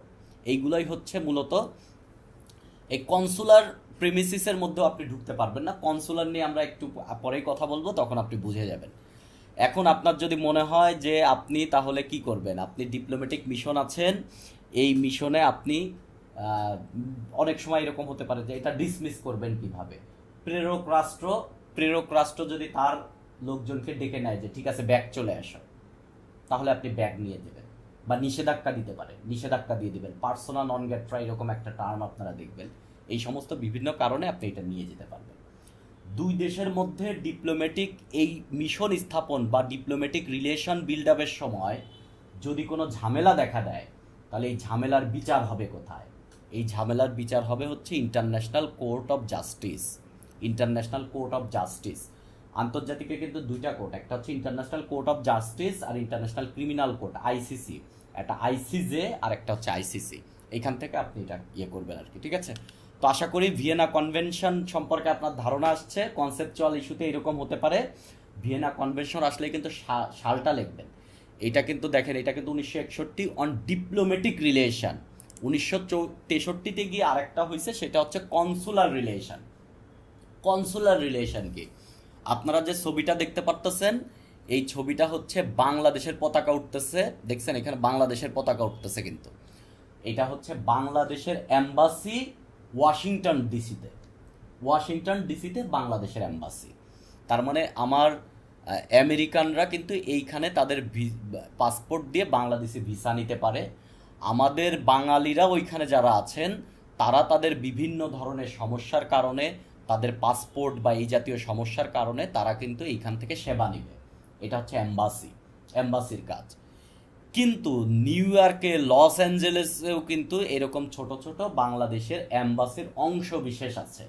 এদেরকে বলা হয় হচ্ছে কনসুলেট এদেরকে বলা হয়। কনসুলেটে কি হয়, তারা এই ভিসা প্রসেস করতে পারে, তারা ব্যবসায়িক লেনদেন করতে পারে। তার মানে এম্বাসি হচ্ছে মেইনটা, বাট একটা বড় দেশ যদি হয় তাহলে সেইখানে আরও কয়েকটা কনসুলেট থাকতে পারে। যেমন নয়াদিল্লিতে আমাদের হাই কমিশন আছে, আবার কলকাতাতে আমাদের কলকাতাতে আমাদের হচ্ছে কি আছে, কলকাতাতে আমাদের কনসুলেট আছে। একটা উদাহরণ আপনাদেরকে দিই, একটা এক্সাম ইনফরমেশন এখানে আপনাদেরকে দিই। আমাদের সরকার গঠন হয়েছিল 17 এপ্রিল 1971, যেটাকে আমরা মুজিবনগর সরকার বলি। অনেকে এটাকে প্রবাসী সরকার বলে, অনেকে বিপ্লবী সরকারও বলে। তো এই সরকার গঠন হওয়ার পরে বাংলাদেশের তদানীন্তন তো পাকিস্তানের মিশন ছিল। ধরেন কলকাতায় যেটা মিশন আছে এটা কিন্তু পাকিস্তানের মিশন। আবার ধরেন ইয়েতে যেটা তখন তো বাংলাদেশ হয় নাই, তখন অনেক মিশন থেকে কিন্তু তারা বাংলাদেশের প্রতি মিশনে যারা আছে তারা বাংলাদেশের প্রতি আনুগত্য প্রকাশ করে। তখন যে কনসুলেট ছিল, পাকিস্তানের কনসুলেট ছিল কলকাতায়, সেই কনসুলেটে কিন্তু বাংলাদেশের পতাকা উড়ানো হয় এবং বহির্বিশ্বে প্রথম বাংলাদেশের পতাকা কোনো মিশনে ইয়ে করা হয়, সেটা হচ্ছে কলকাতা মিশনে। এবং মজার ইনফরমেশন হচ্ছে যিনি এই পতাকাটা উড়ান, ওই কলকাতা মিশনের যিনি প্রধান ছিলেন তার নাম হোসেন আলী। তিনি পাবনার, তিনি হচ্ছে এইখানে বাংলাদেশের পতাকা উড়ান সর্বপ্রথম। এটা একটা ভালো ইনফরমেশন, আপনারা এটা জেনে রাখলেন আর কি। তো কনসুলেট কি জিনিস এবং কনসুলেটগুলা কি টাইপের আইন কানুন মানবে, এই জন্য ভিয়েনার আরেকটা কনভেনশন হয় 1963 সালে, শুধু কনসুলার রিলেশনের জন্য। এইখানেও বলা আছে যে কিভাবে কনসুলেট কি কাজ করবে কি না করবে। ম্যাক্সিমামই হচ্ছে আপনার ভিয়েনা কনভেনশন অফ ডিপ্লোম্যাটিক রিলেশনের মতোই হুবহু সেম জিনিস। সো এটা নিয়ে আর বেশি কথা বলতেছি না। ক্রেডেনশিয়াল কি জিনিস এটা নিয়ে আপনারা অলরেডি জেনে গেছেন, এটা নিয়ে আর আমরা কথাবার্তা বলবো না। এতক্ষণ আলাপ আলোচনার মধ্যে আমি বারবার একটা কথা বলতেছি, কখনো বলতেছি অ্যাম্বাসি, কখনো বলতেছি হাই কমিশন। আপনিও এটা খেয়াল করবেন যে কখনো বলা হয় অ্যাম্বাসিডর, কখনো বলা হয় হাই কমিশনার। যেমন বাংলাদেশে নিযুক্ত দেখবেন পত্রপত্রিকায় বলা হয় বাংলাদেশে নিযুক্ত আমেরিকান অ্যাম্বাসিডর, আবার বলে বাংলাদেশে নিযুক্ত ইন্ডিয়ান হাই কমিশনার। এবং এদেরকে কিন্তু সম্মান দিতে হবে হিজ এক্সেলেন্সি বা হার এক্সেলেন্সি, কেননা তারা রাষ্ট্রপ্রধানের প্রেরিত, তারা রাষ্ট্রপ্রধানের ম্যান। রাষ্ট্রপ্রধানকে কিন্তু মহামান্য, আমাদের মাননীয় প্রধানমন্ত্রী আমরা বলি, বাট মহামান্য রাষ্ট্রপতি কিন্তু বলি যে হিজ এক্সেলেন্সি। সো এদেরকেও কিন্তু হিজ এক্সেলেন্সি বলা হয়। আপনারা দেখবেন ইন্ডিয়ান হাই কমিশনারকে বা কোনো অ্যাম্বাসিডরকে যখন কোনো একটা প্রোগ্রামে বক্তৃতা দেওয়ার জন্য সঞ্চালক ডাকেন, তখন কিন্তু হিজ এক্সেলেন্সি বা হার এক্সেলেন্সি বলা হয় এটা। সো এটা আমাদেরকে মাথায় রাখতে হবে। হাই কমিশনার হচ্ছে, তিনি হচ্ছে মিশনের প্রধান, বাট গ্রাহক রাষ্ট্র এবং প্রেরক রাষ্ট্র দুইজনেরই কমনওয়েলথের সদস্য হইতে হবে। বাংলাদেশ কমনওয়েলথের সদস্য, ইন্ডিয়াও কমনওয়েলথের সদস্য। এই জন্য বাংলাদেশের মিশন প্রধানকে বলা হয় হাই কমিশনার, আবার ইন্ডিয়ার যে মিশন প্রধান বাংলাদেশে আছে তাকেও বলা হয় হচ্ছে হাই কমিশনার। প্রেরক এবং গ্রাহক দুইটা রাষ্ট্রকেই কমনওয়েলথের সদস্য হতে হবে। কিন্তু আমেরিকা কিন্তু কমনওয়েলথের সদস্য না, বাংলাদেশ কমনওয়েলথের সদস্য। কিন্তু সেক্ষেত্রে কিন্তু বাংলাদেশের যারা মিশন প্রধান, এই যে একটু আগে দেখালাম ওয়াশিংটন ডিসিতে আছেন, তাকে কিন্তু হাই কমিশনার বলা হয় না, আমেরিকা তাকে অ্যাম্বাসিডর বলে। আমরাও বাংলাদেশকে অ্যাম্বাসিডর বলি। তার মানে সকল হাই কমিশনারই অ্যাম্বাসিডর, কিন্তু সকল অ্যাম্বাসিডর হাই কমিশনার না। অ্যাম্বাসিডরটাই হচ্ছে মেইন। আর এদের বাসভবনের নাম হচ্ছে অ্যাম্বাসি, অফিসের নাম অ্যাম্বাসি না, কিন্তু বাসভবনের নাম অ্যাম্বাসি, যদিও বাসভবনের পাশেই অফিসটা থাকে। ঠিক আছে। সো আমরা ধরেন এইটার একটা উদাহরণ বুঝি, একজন চমৎকার মানুষের প্রোফাইল আপনাদেরকে দেখাই। এই যে এইচ.ই. কামরুল আহসান, এই কামরুল আহসান ইনি হচ্ছেন আমাদের বর্তমান রাশিয়ার মস্কোতে বাংলাদেশি যে মিশন আছে সেই মিশনের প্রধান। তার মানে বাংলাদেশি অ্যাম্বাসিডর তিনি, কেননা রাশিয়া তো কমনওয়েলথের সদস্য না, বাংলাদেশ সদস্য বাট রাশিয়া তো সদস্য না। সো এই কামরুল আহসান হচ্ছেন বাংলাদেশি অ্যাম্বাসিডর ইন রাশিয়া বা রাশিয়ান ফেডারেশন। এটা তিনি এখন দায়িত্ব পালন করতেছে। কিন্তু দেখেন তিনি আবার এখানে লিখছেন যে he served as Bangladesh high commission to Canada. তিনি কানাডাতে যখন ছিলেন তখন ছিলেন নাম হাই কমিশনার, যখন আবার রাশিয়াতে গেছেন তখন হয়ে গেছেন অ্যাম্বাসিডর। এবং এটা হচ্ছে আমাদের মিনিস্ট্রি অফ ফরেন অ্যাফেয়ার্সের ওয়েবসাইট থেকে নেওয়া। তো তিনি কানাডাতে যখন ছিল, কানাডাও কমনওয়েলথের সদস্য, বাংলাদেশও কমনওয়েলথের সদস্য, তো দ্যাটস ওয়াই তখন নাম ছিলেন হাই কমিশনার। কিন্তু কানাডাতে ছিলেন কত, তো 12 থেকে 16। এই 4 বছরের টাইমে তিনি শুধু কানাডাতেই ছিলেন না, তিনি আর্জেন্টিনা, কিউবা, জ্যামাইকা এবং ভেনেজুয়েলা একই সাথে এই সব কয়টা দেশের অ্যাম্বাসিডর ছিলেন। তিনি কানাডাতে একাই কিন্তু 5টা দেশের দায়িত্ব পালন করতেছে। তিনি কানাডাতে তখন তার নাম হাই কমিশনার। একই টাইমে কিউবাতে তাকে বলা হচ্ছে অ্যাম্বাসিডর, একই টাইমে আর্জেন্টিনাতে তাকে বলা হচ্ছে অ্যাম্বাসিডর। আপনি এখন দেখেন যে মিশন প্রধান তিনি কিন্তু একটা দেশেই দায়িত্ব পালন করতেছে না, সে কানাডাতেও দায়িত্ব পালন করতেছে, কিউবার মিশনেরও সে প্রধান, আবার সে আর্জেন্টিনার মিশনেরও প্রধান। সো একই মানুষ বা একই ব্যক্তি যদি এইরকম একাধিক মিশনের প্রধান হয়, তাকে বলা হয় অ্যাম্বাসিডর অ্যাট লার্জ। তার মানে 2012 থেকে 2016 পর্যন্ত তিনি অ্যাম্বাসিডর অ্যাট লার্জ ছিলেন। এখন শুধুমাত্র যে একাধিক দেশে থাকলেই হবে তা না, স্পেশাল পারপাসেও কিন্তু এরকম মিশন তৈরি করা হয়, যে স্পেশাল ক্রাইসিস মিটিগেট করার জন্য। যখন আপনি একই সাথে একাধিক ক্রাইসিস মিটিগেট করার জন্য আপনি গেলেন, ধরেন আপনি ইউরোপে গেছেন, বাংলাদেশ পররাষ্ট্র মন্ত্রণালয় আপনাকে পাঠিয়েছেন, আপনি যাবেন একটা স্পেসিফিক কাজে, তখন আপনি ইউরোপে গেছেন, যা বিভিন্ন দেশের সাথে ওইটা নিয়ে ডিল করতেছে, তাহলেও আপনি অ্যাম্বাসিডর অ্যাট লার্জ। অথবা অনেকগুলো ইস্যু নিয়ে আপনি একটা দেশের সাথে কাজ করতেছেন, তাহলেও আপনি অ্যাম্বাসিডর অ্যাট লার্জ।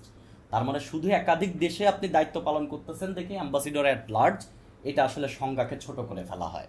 তাহলে আপনারা হাই কমিশন কি বুঝছেন, অ্যাম্বাসিডর কি বুঝছেন, হাই কমিশনার, অ্যাম্বাসি সব বুঝছেন, অ্যাম্বাসিডর অ্যাট লার্জও বুঝে গেছেন। আমরা কিছু সাবজেক্টিভ কথাবার্তা এখন জানবো, কেননা কনসেপচুয়াল ইস্যু বা বিশ্ব রাজনীতির এই টাইপের সাবজেক্টিভ জিনিসপত্র কিছু জানা দরকার। প্রথম যে জিনিসটা আমরা নিয়ে কথা বলবো সেটার নাম হচ্ছে অল্টারনেট। অল্টারনেট মানে কি, আপনারা যখন বিভিন্ন নিউজ যখন আপনারা দেখেন যে এই যে চুক্তি স্বাক্ষর করছে এরকম দেখেন না, তখন কিন্তু নিউজে এইরকম ঘটনা দেখেন যে এই যে দেখেন আমাদের এই যে যে আমাদের কালো স্যুট পরা যাকে দেখতে পারতেছেন, তিনি হচ্ছেন আমাদের পররাষ্ট্র মন্ত্রণালয়ের সেক্রেটারি। স্যারের নাম হচ্ছে মাসুদ বিন মোমেন। তিনি প্রধানমন্ত্রীর সাথে সফর সঙ্গী হিসেবে ছিলেন। এই যে ইন্ডিয়াতে যে গিয়েছিলেন রিসেন্ট, এই যে আপনারা জানেন তিস্তা নিয়ে যে বিষয় আশয় কথাবার্তা হয়েছে, আমাদের মিডিয়াতে রেল নিয়ে অনেক কথাবার্তা হয়েছে। পাশে যিনি আছেন তিনি হচ্ছে শ্রী ভিনাল কাত্রা। তিনি হচ্ছেন ভারতের পররাষ্ট্র মন্ত্রণালয়ের সচিব বা সেক্রেটারি। দুইজনের হাতেই দেখেন একটা ডকুমেন্ট আছে এবং হ্যান্ডশেক করে ডকুমেন্ট আদান প্রদান করতেছে। এটাই হচ্ছে অল্টারনেট কি, দেখেন স্যারের হাতে যেটা দেখতে পাচ্ছেন এটা হচ্ছে বাংলাদেশের উপরে লোগো লাগানো, বাংলাদেশ এখানে সাইন করছে। আর পাশের জনকের হাতে যেটা দেখতেছেন এটা হচ্ছে ইন্ডিয়ার ডকুমেন্টটা, একই ডকুমেন্ট, এখানে ইন্ডিয়া সিগনেচার করছে এবং ইন্ডিয়ারটা বাংলাদেশকে দিয়ে দিবে, বাংলাদেশেরটা ইন্ডিয়াকে দিয়ে দিবে। এটার নামই হচ্ছে অল্টারনেট। এবং দুইটা রাষ্ট্র এই ডকুমেন্ট সংগ্রহ করে রাখবে আর কি। সিগনেচার মানে যে অফিসিয়াল ডকুমেন্টসকে বা কোনো একটা কিছুতে স্বাক্ষর করা মানে হচ্ছে আপনি জাস্ট এই জিনিসটাতে রাজি হয়েছেন। এরপরে অনুমোদন দেওয়া, অনুমোদন দেওয়া, এটা নিয়ে আমরা কথা বলবো একটু পরে, আরো ভালো মতন বুঝে যাবেন। স্বাক্ষর করাই মানে অনুমোদন দেওয়া তা না, আপনি অনুমোদন বিভিন্নভাবে দিতে পারেন। যে একটা চুক্তি হয়েছে, এই চুক্তিতে আপনি অনুমোদন দিবেন, এটাই হচ্ছে রেটিফিকেশন। দেন একটা নির্দিষ্ট রেটিফিকেশন থাকে, যে আমি একটা চুক্তি করলাম, ধরেন এই চুক্তিটা এতজন যদি রেটিফাই করে দেন এইটা হচ্ছে কার্যকর হবে। এই যে আপনারা এরকম বলেন যে এটা কিছুক্ষণ পরে ক্লিয়ার হবে, আমরা এখন আপাতত এটা নিয়ে কথা বলতেছি না, কিছুক্ষণ পরে হবে, এটা আলোচনা হবে। অ্যাকসেশনটা কি, অ্যাকসেশন হচ্ছে ধরেন ধরেন এই কয়টা রাষ্ট্র মিলে একটা চুক্তি করছে, তারা এই কয়টা রাষ্ট্র, ধরেন এইটা একটা ন্যাটো, এই কয়টা চুক্তি করছে, এরপরে কিন্তু কয়েকদিন আগে ফিনল্যান্ড যায় ভিতরে ঢুকছে। তার মানে ফিনল্যান্ড কিন্তু চুক্তি শুরুতে ছিল না, পরবর্তীতে যায় ফিনল্যান্ড যোগ দিছে যে 2023 সালে। এইটাকেই বলা হয় হচ্ছে অ্যাকসেশন। আর সাকসেশন কি, সাকসেশন হচ্ছে একজনের প্রতিস্থাপনে আরেকজন হবে। ধরেন 1991 সালের আগে সোভিয়েত ইউনিয়ন যা ছিল, যত চুক্তিতে ছিল, সেই চুক্তির সাকসেশন হয়েছে হচ্ছে রাশিয়া। মানে সোভিয়েত ইউনিয়নের স্থলাভিষিক্ত হয়েছে হচ্ছে রাশিয়া, উত্তরাধিকার সূত্রে পাই সেইটাই। আর একটা চুক্তি তৈরি হওয়ার সময় যে সমস্ত রাষ্ট্র অ্যাকচুয়ালি ডিলটা করে, ন্যাটো গঠিত হওয়ার সময় যে কয়টা রাষ্ট্র ছিল তারা হচ্ছে নেগোশিয়েটিং স্টেজ। ওকে, এই হচ্ছে অ্যাডে, এটাকে কি বলে, এটাকে বলা হচ্ছে অ্যাডে মেমো বোধ হয়, এটা হচ্ছে ফ্রেঞ্চ শব্দ, এটার উচ্চারণ কি আমি জানি না, আপনারা দেখে নেবেন। ময় বোধ হয় এটা এটা অ্যাডেমেয় এই টাইপের উচ্চারণ আর কি, আপনারা গুগলে দেখে নেবেন, এটা একটা ফ্রেঞ্চ শব্দ। এটা হচ্ছে দুইজনের যখন ডিপ্লোম্যাটিক চুক্তি হয় তখন শর্ট করে নোট রেখে রাখে, পুরাটার তো আর নোট রাখতে পারবেন না, যদিও এখন তথ্য প্রযুক্তির যে এখন অডিও রেকর্ডিং হয় এবং চাইনিজ মান্ডারিন ভাষায় কথা বলবে, সেটা ট্রান্সলেট হয়ে কানে চলে আসবে। সো এখন এই জিনিসের খুব একটা ইয়ে নেই, বাট এটা হচ্ছে সিনপসিসটা, টোটাল আলাপ আলোচনা শর্ট নোট। গুড অফিসেস কি, যে দুইটা দেশের মধ্যে ডিপ্লোম্যাটিক রিলেশন হবে, ধরেন এই দুইটা দেশের মধ্যে ডিপ্লোম্যাটিক রিলেশন বা কোনো একটা চুক্তি হবে দুই বা ততোধিক দেশের মধ্যে, বাট এই চুক্তিটা হওয়ার জন্য একজন মিডিল ম্যান হেল্প করবে, তাহলে ওই মিডিল ম্যানকে বলা হচ্ছে গুড অফিস। যেমন আমরা একটা উদাহরণ দিতে পারি, অসলো অ্যাকর্ড 1993, 1993, এই অসলো অ্যাকর্ডে কিন্তু পিএলও বা ফিলিস্তিনের বা প্যালেস্টাইন লিবারেশন অর্গানাইজেশন, এইখানে এই যে এই পিএলওর সাথে কিন্তু পিএলও স্বীকৃতি দিয়েছিল ইসরায়েলকে, ইসরায়েল স্বীকৃতি দিয়েছিল হচ্ছে প্যালেস্টাইনকে। এই যে অসলো অ্যাকর্ড, এই যে দুইটা শত্রু ভাবাপন্ন, মানে পৃথিবীর সবচেয়ে বড় শত্রু একজনের, তারা একে অপরকে স্বীকৃতি দিচ্ছে, এবং এইখানে মিডিলম্যান হিসেবে কাজ করছে ছিল হচ্ছে নরওয়ে। সো নরওয়ে হচ্ছে এখানে গুড অফিস। আবার 2000 সালে কিন্তু ইথিওপিয়া এবং ইরিত্রিয়ার মধ্যে একটা বিশাল গ্যাঞ্জাম দেখা দিছিল বর্ডার নিয়ে, এবং তারা যুদ্ধে লিপ্ত হয়েছিল হর্ন অফ আফ্রিকার ওইখানে, ম্যাপে আপনারা দেখবেন ইথিওপিয়া এবং ইরিত্রির মধ্যে বর্ডার নিয়ে একটা বড় সড়ো ঝামেলা চলতেছিল। তদানীন্তন জাতিসংঘের যিনি মহাসচিব ছিলেন কফি আনান, তিনি গিয়ে অ্যাকচুয়ালি তিনি কিন্তু ব্যক্তিগতভাবে, মানে ইউএন না, তিনি ব্যক্তিগতভাবে গিয়ে দুইটা দেশের সাথে কথা বলে একটা ঝামেলা মানে এই যুদ্ধটাকে থামায় দেয়। সো এইখানে হচ্ছে কফি আনান হচ্ছে মূলত এইখানে গুড অফিস। সো আপনারা গুড অফিসেস কি জিনিস এটা বুঝে গেছেন। রেকটিফিকেশন নিয়ে কথা বলতে গেলে আমাদেরকে কথা বলতে হবে হচ্ছে সিডো নিয়ে। সিডো কি, তাহলে আপনারা রেকটিফিকেশন বুঝে যাবেন। দেন ওই যে একটু আগে বলছি যে কার্যকর হওয়া কি জিনিস, নেগোশিয়েটিং স্টেটগুলা কি জিনিস, এটা আপনারা এখন বুঝে যাবেন আর কি। ওকে, বর্তমান সময়ের যে কোনো পরীক্ষায়, সেটা সিভিল সার্ভিস পরীক্ষা হোক, যে কোনো চাকরির পরীক্ষা হোক, আপনারা জানেন জেন্ডার ইস্যু বা হচ্ছে ফেমিনিজম বা নারী ইস্যুটা খুবই সেন্সিটিভ ইস্যু, এবং এটা নিয়ে সারা ওয়ার্ল্ড এখন কাজ করতেছে। এবং এইটার একটা বড় দলিল হচ্ছে CEDAW, convention of the elimination of all forms of discrimination against women. এটা 1979 সালে এই চুক্তিটা স্বাক্ষরিত হয়, এবং এটা হচ্ছে ইউনাইটেড নেশনের একটা কনভেনশন, জিনিসটার নাম কনভেনশন, ঠিক আছে, কনভেনশন জিনিসটার নাম। ওকে, এখন এইখানে টোটাল হচ্ছে 33টা হচ্ছে এখানে আর্টিকেল আছে, বা 33টা হচ্ছে এখানে অনুচ্ছেদ আছে, যে এইগুলো মানতে হবে, নারীদেরকে এই সমস্ত অধিকার দিতে হবে, ঠিক আছে। অলমোস্ট জাতিসংঘের এখন almost all country, near about, আমি একজ্যাক্ট অ্যামাউন্ট ভুলে গেছি, বোধহয় 187টা জাতিসংঘের সদস্য আছে, 193টা, যার মধ্যে বোধহয় 187টা এটাকে অনুমোদন করছে, বাংলাদেশও এটাকে অনুমোদন করছে। ওকে, এটা হচ্ছে জাতিসংঘের জেনারেল অ্যাসেম্বলিতে এটা পাশ হয় হচ্ছে 1969 সালে, 79 সালে। দেন কার্যকর হয় হচ্ছে এটা 1981 সালে। কার্যকর কেন ওই বছর হলো না? এই চুক্তিটা, এটা একটা কনভেনশন, এটা একটা চুক্তি, এই চুক্তিটা করা মানে কি, আপনাকে 33টা আইন কানুন মেনে নিতে হবে, এটা একটা আন্তর্জাতিক আইন, এবং আপনি যদি এটা অনুমোদন দেন তাহলে এই আইন মানতে আপনি বাধ্য, আর যদি এটা না মানেন তাহলে আন্তর্জাতিক আদালতে এগুলা নিয়ে কথাবার্তা হবে, এগুলা নিয়ে আপনার সাথে ডিল হবে। আন্তর্জাতিকভাবে, কেননা এটা এখন আইনের একটা পার্টি হয়ে গেছে। অনুমোদন যদি না করেন তাহলে সমস্যা নাই, কেননা আপনি তো এটা মানতেছেন না, বাট অনুমোদন যদি করেন তাহলে আপনাকে এটা মানতে হবে, এই হচ্ছে বিষয়। তো 1900, কেননা এটা কার্যকর হতে 20টা সিগনেচারের প্রয়োজন ছিল, 20টা রাষ্ট্র। তো 20টা রাষ্ট্র সিগনেচার হয়ে যায়, 20টা রাষ্ট্র সিগনেচার হয়ে যায় হচ্ছে 1981 সালে। এই জন্য 1981 সালে হচ্ছে এইটা 1981 সালে হচ্ছে এটা কার্যকর হয়। তার মানে আপনি বুঝছেন যে স্বাক্ষরিত হওয়া, সিগনেচার হওয়া আর ইনফোর্সমেন্টে যাওয়া দুইটা কিন্তু দুইটা জিনিস। চুক্তি হলেই এটা কার্যকর হবে তা না, কার্যকর হওয়ার জন্য কতগুলো শর্ত লাগবে। যেমন এইটার শর্ত ছিল 20টা রাষ্ট্রকে এটা অনুমোদন দিতে হবে। তো 1961 সালে এটা হলো, বাট বাংলাদেশ এটাকে রেটিফাই করেছে 1984 সালে। কিন্তু এইখানে আপনি দেখেন বাংলাদেশের এইটা ছিল হচ্ছে subjective ratification, subject to ratification. এইখানে টোটাল 33টা আর্টিকেল আছে। 33টা আর্টিকেলের মধ্যে বাংলাদেশ 2 নাম্বার আর্টিকেলটা এবং 16 সি, এই দুইটা আর্টিকেল বাংলাদেশ মানে নাই। বাংলাদেশ বলছে এই নারী নিয়ে যত চুক্তি হয়েছে সব কয়টা আমরা মেনে নিছি, 2 নাম্বার পুরাটা মানবো না, আর 16 সি মানবো না। এই দুইটাকে অফ রেখে বাংলাদেশ এইটা করছে। এখন এই দুইটা কি জানেন, এই দুইটা হচ্ছে নারী পুরুষের মধ্যে পুরাপুরি সমতা আনতে হবে। এখন এই পুরাপুরি সমতা আমাদের সামাজিক এবং ধর্মীয় ব্যাপার দিয়ে এটা আসলে পসিবল না। এটা যদি মানতে হয়, বিয়ের ক্ষেত্রে নারী পুরুষের সমান অধিকার দিতে হবে, সম্পদের ক্ষেত্রে নারী পুরুষের সমান অধিকার দিতে হবে।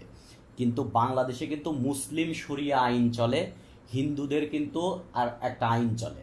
সো এই আইনের কিন্তু এগেনস্টে এইটা যদি আপনি মানেন, তাহলে পৈতৃক সম্পত্তির বা পারিবারিক সম্পত্তির যে উত্তরাধিকার হবে, নারী যে পরিমাণ উত্তরাধিকার হবে, মানে ধরেন পুরুষ সেই পরিমাণ উত্তরাধিকার হবে। কিন্তু বাংলাদেশে কিন্তু এইটা না, মুসলিম শরিয়া আইন অনুযায়ী হয় যে কোনো পরিবারের যদি মেয়ে না থাকে, ছেলে না থাকলে কিন্তু একটাই যদি মেয়ে থাকে তাহলে সে কিন্তু অর্ধেক সম্পত্তি পায়, বাকি অর্ধেক হচ্ছে ওই যে চাচা ভাতিজা এই টাইপের ভাগ হয়।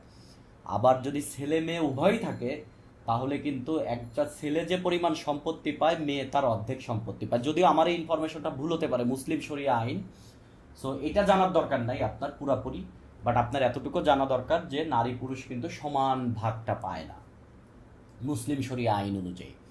তো এই জন্য হচ্ছে এই বাংলাদেশ এটা করতে পারে নাই। বাংলাদেশ যদি 2 নাম্বার আর্টিকেল এবং 16 সি নাম্বার আর্টিকেল, এই দুইটা আর্টিকেলকে বাংলাদেশ অনুমোদন দেয়, তাহলে কিন্তু বাংলাদেশ বাধ্য হবে নারী এবং পুরুষের পৈতৃক সম্পত্তি সহ আরও বিভিন্ন কিছু আছে, আইনের ক্ষেত্রেও কিছু বিষয় আছে। ধরেন আইনের ক্ষেত্রে যে যেমন আপনি এটা করতে পারবেন না যে প্রেগনেন্সির সময় স্পেশাল সাপোর্ট আপনি দিতে পারবেন না, এরকম আরও কিছু ব্যাপার আছে যেটা না একবারে সমান করতে হবে, সেইটা আপনি পারবেন না। তবে বাংলাদেশ এই দুইটা বাদ বাকি সব কয়টা মেনে নিয়ে সিডো অনুমোদন করছে। যদিও যারা খুবই ফেমিনিজম নিয়ে বাংলাদেশে কাজ করে তারা বলে যে বাংলাদেশে এখন এই টাইমটা হয়েছে যে এই দুইটা আর্টিকেলের উপর বাংলাদেশ যে সাবজেক্ট করে রাখছে এটা তুলে নেওয়ার জন্য তারা এটা বলে। যদিও আপনারা এটা নিয়ে আরও বেশি কিছু রিপোর্ট আপনারা পড়তে পারেন, তাহলে আপনারা সিডো বুঝলেন। সিডোর কাজ হচ্ছে, সিডো কি জিনিস, সিডো নিয়েও কিন্তু কোশ্চেন আসতে পারে। তবে এটা অবশ্যই সিডো নিয়ে যদি কোথাও কোনো লেখেন বাংলাদেশ অনুমোদন করছে কত সালে এবং কোন দুইটা আর্টিকেল বাংলাদেশ করছে এবং কেন করছে, এটা আপনারা বলবেন। এবং এই কথা আমি যতটুকু কথা বললাম এটা গুছিয়ে লিখবেন। আর সিডোতে 33টা অনুচ্ছেদ আছে, কি অনুচ্ছেদ আছে, মেজর 2-1টা অনুচ্ছেদ আপনারা গুগল থেকে দেখে নেবেন, এইগুলা লিখে সুন্দর করে সাজাবেন, কেননা ডাইরেক্ট এই টাইপের কোশ্চেন আসতে পারে। ওকে, এখন আমরা একটা বিষয় নিয়ে এটা খুবই জরুরি বিষয়, এটা আপনারা এটা জানতে হবে। চুক্তি, আন্তর্জাতিক চুক্তি হয়, কখনো এটাকে বলা হয় হচ্ছে চুক্তি বা ট্রিটি, কখনো বলা হয় কনভেনশন, কখনো বলা হয় প্রোটোকল। একটু আগে দেখলাম যে CEDAW, convention of the elimination of all forms of discrimination against women. আবার আমরা পড়লাম হচ্ছে কিছুক্ষণ আগে ভিয়েনা কনভেনশন। আবার কিছু আছে হচ্ছে চুক্তি, ট্রিটি, আবার কিছু আছে হচ্ছে প্রোটোকল, যেমন কিয়োটো প্রোটোকল, মন্ট্রিল প্রোটোকল, এইগুলা কিন্তু প্রোটোকল। এর বিষয়টা কি? সবচেয়ে সিরিয়াস জিনিস হচ্ছে চুক্তি, সবচেয়ে সিরিয়াস হচ্ছে চুক্তি।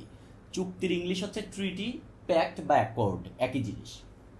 চুক্তি হচ্ছে কি আইনতভাবে এটা আপনি মানতে বাধ্য, আর এটা যদি না মানেন তাহলে আন্তর্জাতিকভাবে এটার বিচার হবে, মানে খুবই শক্ত দলিল। এটা হচ্ছে চুক্তি। বাট চুক্তি একটা স্পেসিফিক বিষয় না, অনেকগুলা বিষয় নিয়ে হয়, এবং এটা হচ্ছে সবচেয়ে ফর্মাল,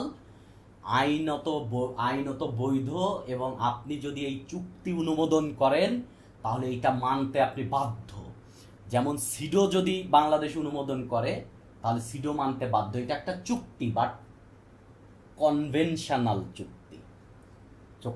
চুক্তি হচ্ছে একটা বৃহৎ জিনিস, এর একটা পার্ট হচ্ছে কনভেনশন। কনভেনশন হচ্ছে একটা ট্রিটি, বাট স্পেসিফিক একটা বিষয়ের উপর ট্রিটি, স্পেসিফিক একটা বিষয়ের উপর ট্রিটিকে আমরা বলবো কনভেনশন। যেমন সিডো শুধুমাত্র নারীর উপর, শুধুমাত্র নারীর উপর যেন ডিসক্রিমিনেশন না হয় এটার উপর, সেই জন্য এটার নাম কনভেনশন। বাট এটা একটা চুক্তি। আইনত দিক দিয়ে একটা ট্রিটিও যতটা শক্তিশালী, একটা কনভেনশনও ঠিক ততটাই শক্তিশালী, কনভেনশন ততটাই শক্তিশালী। বাট কনভেনশন হচ্ছে স্পেসিফিক একটা বিষয় নিয়ে হয়, আর ট্রিটি অনেক বিষয় নিয়ে হতে পারে। যেমন আমরা একটা ট্রিটি দেখতে পারি হচ্ছে নন proliferation of nuclear weapon, NPT চুক্তি।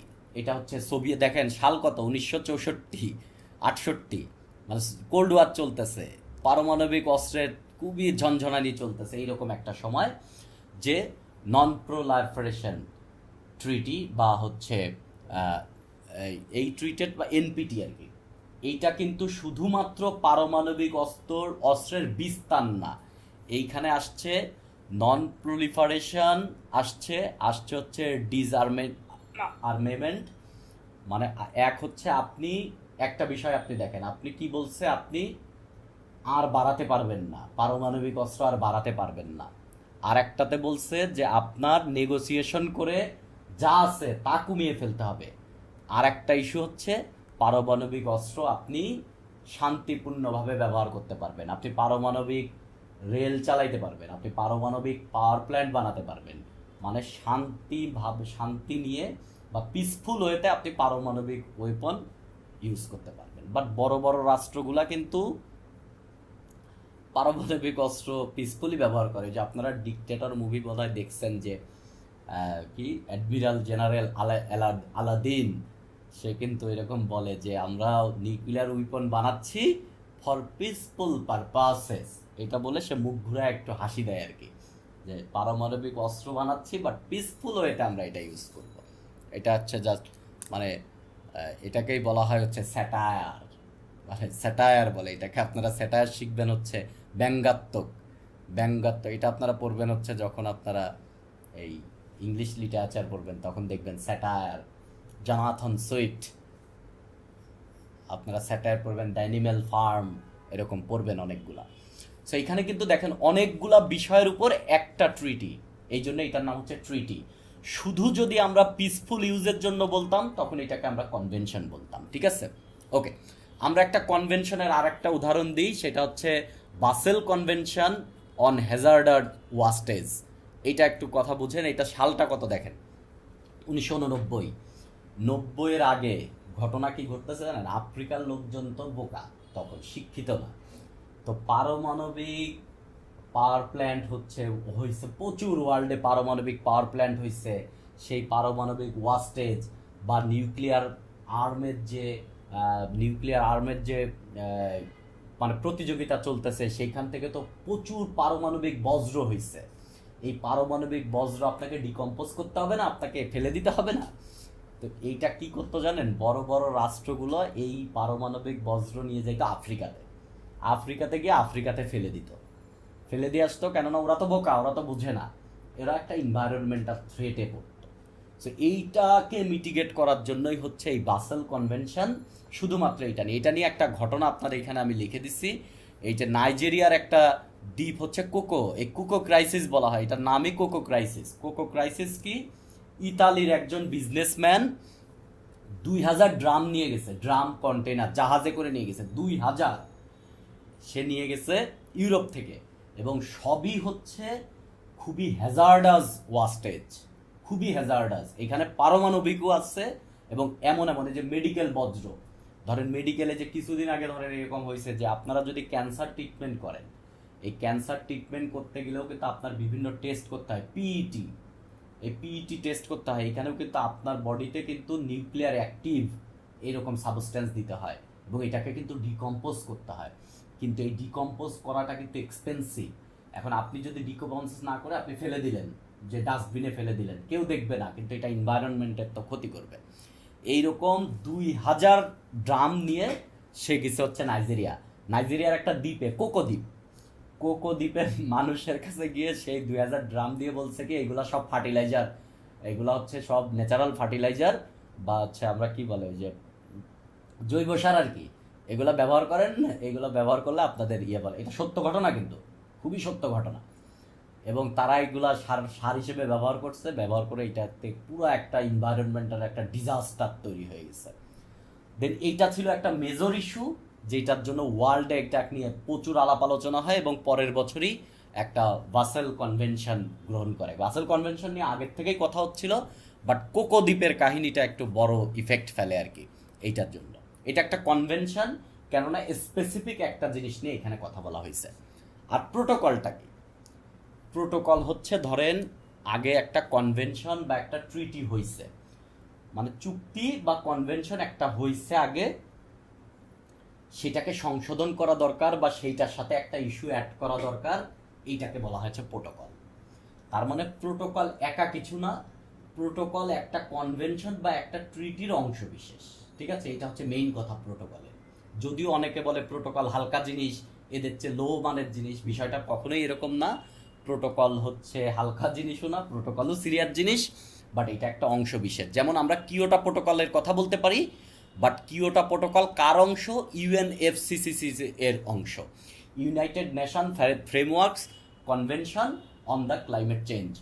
এই যে দেখেন, এইটা কিন্তু একটা কনভেনশন, এই কনভেনশনের সাপ্লিমেন্ট হিসেবে হচ্ছে কিয়োটো প্রোটোকল 1997।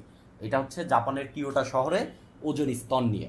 এইগুলো নিয়ে আমরা একসময় কথা বলবো, এগুলোর ব্যাকগ্রাউন্ড নিয়ে কথা বলবো, তাহলে আপনাদের মনে থাকবে, মুখস্থ করা লাগবে না। তাহলে আশা করি ট্রিটি কী জিনিস, কনভেনশন কী জিনিস এবং প্রোটোকল কী জিনিস এটা আপনি বুঝছেন। যখন আপনি কোনো নিউজ পড়বেন বা কোনো আনসার পড়বেন, তখন এই কনভেনশন দেখলে, আপনি ট্রিটি দেখলে, অ্যাকর্ড দেখলে, প্রোটোকল দেখলে এই জিনিসগুলো মাথায় আনার ট্রাই করবেন। এছাড়াও আর একটা জিনিস আমরা জানবো, আর দুইটা জিনিস জানবো, হচ্ছে মেমোরেন্ডাম অফ আন্ডারস্ট্যান্ডিং বা সমঝোতা স্মারক, এমওইউ, সমঝোতা স্মারক। এটা কোনো আইনত মানতে আপনি বাধ্য এরকম জিনিস না। এটা দুই বা ততোধিক দেশের মধ্যকার চুক্তি, বাট এটা আইনত বাইন্ডিং নাই। এটা আপনি মানতেও পারেন, নাও পারেন। আপনি যদি এইটা না মানেন তাহলে এটা কোনো সমস্যা নাই। বাট দুইটা দেশ একটা কিছু করবে তার নিয়ে একটা চুক্তি করছে, বাট সমঝোতা স্মারক স্বাক্ষর করছে। বাট এই সমঝোতা স্মারক মানে এই না যে আপনি এটা না মানলে আপনার বিপদ আছে। যেমন সিডো যদি আপনি অনুমোদন দেন তাহলে সিডো আপনাকে মানতে হবে, বাট এমওইউ যদি আপনি করেন তাহলে এই মো আপনি না মানলেও চলে। যেমন আমাদের মাননীয় প্রধানমন্ত্রী ইন্ডিয়াতে গিয়ে এই যে জুনের 22 তারিখে তিনি কিন্তু 10টা মৌ বা সমঝোতা স্মারক করছে। এই যে ইন্ডিয়ার পররাষ্ট্র মন্ত্রণালয়ের একটা ওয়েবসাইটে এই 10টার নাম দেওয়া আছে। আপাতত ছোট বোধহয় আপনারা বুঝতে পারতেছেন না, এখানে মেরিটাইম নিয়ে আছে, ডিজিটাল রিলেশন পার্টনারশিপ নিয়ে আছে, রেলওয়ে নিয়ে আছে, রিনিউয়েবল এনার্জি নিয়ে আছে, এইগুলা নিয়ে এইখানে টোটাল 10টা সমঝোতা স্মারক স্বাক্ষর করছে। সমঝোতা স্মারক স্বাক্ষর করা মানেই যে মানতে বাধ্য তা কিন্তু না, এটার কোনো আন্তর্জাতিক আইনত এটা মানতে আপনি বাধ্য না, নাও মানতে পারেন আপনি, সমস্যা নেই। তাহলে সমঝোতা স্মারক হচ্ছে মূলত একটা ট্রিটি বা কনভেনশন হওয়ার আগে একটা সমঝোতা স্মারক হয়ে তারা এটাকে পর্যালোচনা করে, বিভিন্ন কিছু করে, দেন যখন একবারে রেডি হয় তখন তারা কনভেনশন বা ট্রিটিতে যায় আর কি। লেটার অফ ইন্টেন্ট হচ্ছে আর একটু ইনফর্মাল, যে এইটার আরও আইনত বৈধতা নাই, এটা হচ্ছে জাস্ট আপনি করবেন ইন ভবিষ্যতে, তার যে লেটার অফ ইন্টেন্ট। এটা কি কি একটা চুক্তি হওয়ার জন্য অনেক কিছু জিনিস নিয়ে কথা বলতে হয় দুই রাষ্ট্রের মধ্যে, যে পুরা ট্রিটিতে আসলে এগ্রিমেন্টটা কি হবে। এই যে আপনারা যদি একটা দলিল লেখেন, ধরেন একজনের কাছ থেকে একটা জিনিস আপনি লিজ নিলেন, দলিল লেখেন, আগে একটা ড্রাফট কপি লেখেন, এইগুলা দেখেন, পর্যালোচনা করেন, আবার এডিট করেন, আবার পর্যালোচনা করেন, এডিট করেন, দেন অ্যাকচুয়ালি সিগনেচারের দিকে যান। ঠিক এইরকম প্রথমে আপনি প্রপোজাল দিবেন, কি টার্মসগুলো থাকবে, টাইম লাইন থাকবে, সেই টাইম লাইন কবে ফাইনালাইজ করতে হবে, এই টাইপের বিষয় আশয়গুলো থাকবে। এই লেটার অফ ইন্টেন্ট হচ্ছে আপনি ভবিষ্যতে একটা চুক্তি করবেন তার ডকুমেন্ট, এবং এই ডকুমেন্ট আপডেটেড হতে গেলে আপনি একসময় চুক্তি করে ফেলবেন। ঠিক আছে। আর একটা চমৎকার জিনিস হচ্ছে জেন্টেলম্যানস এগ্রিমেন্ট। কোনো ডকুমেন্ট নাই, কোনো কিছু নাই, মৌখিক কথা। ঠিক আছে, যে আমি আপনাকে কথা দিলাম, তো কথা দিয়ে আপনি বললেন যে ঠিক আছে, এটা জেন্টেলম্যানস এগ্রিমেন্ট। সবচেয়ে বেশি জেন্টেলম্যানস এগ্রিমেন্ট হচ্ছে কোল্ড ওয়ারের সময়। কোনো ডকুমেন্ট নাই, এক দেশ আর এক দেশ, রাশিয়া, সোভিয়েত ইউনিয়ন এবং আমেরিকার এক দেশের কথা শুনছে, যুদ্ধ থেমে গেছে। ঠিক আছে, এই হচ্ছে জেন্টেলম্যানস এগ্রিমেন্ট, যে আমি বললাম তোমাকে আমি এই কাজ করব, মানে আমি এই কাজ করব। এই হচ্ছে জেন্টেলম্যানস এগ্রিমেন্ট। আপনারা যখন কাউকে কথা দেন না, কথা দিয়ে কথার যদি বরখেলাপ না করেন, কথা যদি রাখেন, তাহলে আপনি এটাকে বলবেন জেন্টেলম্যানস এগ্রিমেন্ট। বাট আপনারা তো কথা দিয়ে কথা রাখেন না, মানে মানুষ অনেকেই কথা দিয়ে কথা রাখে না। সো এটা কিন্তু আবার জেন্টেলম্যানস এগ্রিমেন্ট না। সো এইটা জেন্টেলম্যানস এগ্রিমেন্ট হচ্ছে ডকুমেন্ট ছাড়া মৌখিক কথা দিছেন আপনি। ঠিক আছে। সো এই হচ্ছে বিভিন্ন চুক্তি বিষয় নিয়ে আমরা কথাবার্তা বললাম। তো আজকের আলোচনাটাকে আমরা যত কিছু জানলাম, এই সব কিছু বিষয় হচ্ছে আপনার আন্তর্জাতিক রাজনীতি বুঝতে হেল্প করবে। যাদের, আমি আবার বলি, যারা হচ্ছে নতুন আছেন, তারা এই সমস্ত নামগুলোর সাথে পরিচিত হন, ব্যাকগ্রাউন্ডের যে সমস্ত কথাবার্তা বলতেছি এইগুলার দিকে মনোযোগ দেন, আর বইটা মাঝে মধ্যে রিডিং করবেন। যে বইটা আপাতত আমরা কনসেপচুয়াল ইস্যু পড়তেছি, কনসেপচুয়াল ইস্যুর দিকেই আপনারা মাথায় রাখবেন। কনসেপ্ট ক্লিয়ার হলে আমরা ইমপ্লিক্যাল ইস্যু নিয়ে আমরা কথাবার্তা বলবো। ঠিক আছে। তো আপনাদের কাজ হবে, আজকে যেটা কাজ হবে সেটা হচ্ছে, আমি কিন্তু ফার্স্ট চ্যাপ্টার যেটা, এই বইয়ের ফার্স্ট চ্যাপ্টার যেটা, এটা প্রথম চ্যাপ্টার হচ্ছে আন্তর্জাতিক সম্পর্ক, বোধহয় প্রথম চ্যাপ্টারটার নাম। আচ্ছা, ইন্ট্রোডাকশন টু ইন্টারন্যাশনাল অ্যাফেয়ার্স। এই চ্যাপ্টার নিয়ে আমি কিছুই বলি নাই, শুধুমাত্র গেম থিওরি নিয়ে বলছি, আর কিছুই বলি নাই। এখানে বেশ কিছু তত্ত্ব আছে, এইটা আপনি একটু হালকা রিডিং করে রাখবেন। আর হচ্ছে, আর ফরেন পলিসি নিয়ে ডিপ্লোমেসি যে চ্যাপ্টারটা, এটা পুরাটা শেষ দিবেন, A to Z পড়ে শেষ দিবেন। কারো কাছে যদি একাধিক বই থাকে কনসেপচুয়াল ইস্যুতে, তাহলে এই ফরেন পলিসি অ্যান্ড ডিপ্লোমেসি দুইটা বই থেকে আপনি একবার রিডিং দিবেন। আর কেউ শুনেন ভাই, আপনাদের একটা কথা বলি, বিসিএস রিটেনে আসলে খুবই, যারা রিটেন দিবেন খুবই চড়া একটা পরীক্ষা ভাই। যারা আগে দেন নাই, নতুন দিবেন, তাদের উদ্দেশ্যে বলে কিছু মনে থাকে না ওই টাইমে। আর আপনি 1 সেকেন্ড ব্যাক টাইম, মানে পজ দিয়ে একটু মনে করে নেবেন চিন্তা করে, এটা না, হবে না, কখনোই হবে না। আপনি অনেক জিনিস পড়বেন, জিনিস লিখতে পারবেন না। ঠিক আছে। আবার পরীক্ষার থেকে বের হয়ে আসে বলছো, আরে বাপরে বাপ, এই ইনফরমেশনে তো, এই কোশ্চেনে তো এই ইনফরমেশনটা তো আমি জানতাম, জানা, আর এটা সবসময় আমি বলি এটা লিখি নাই।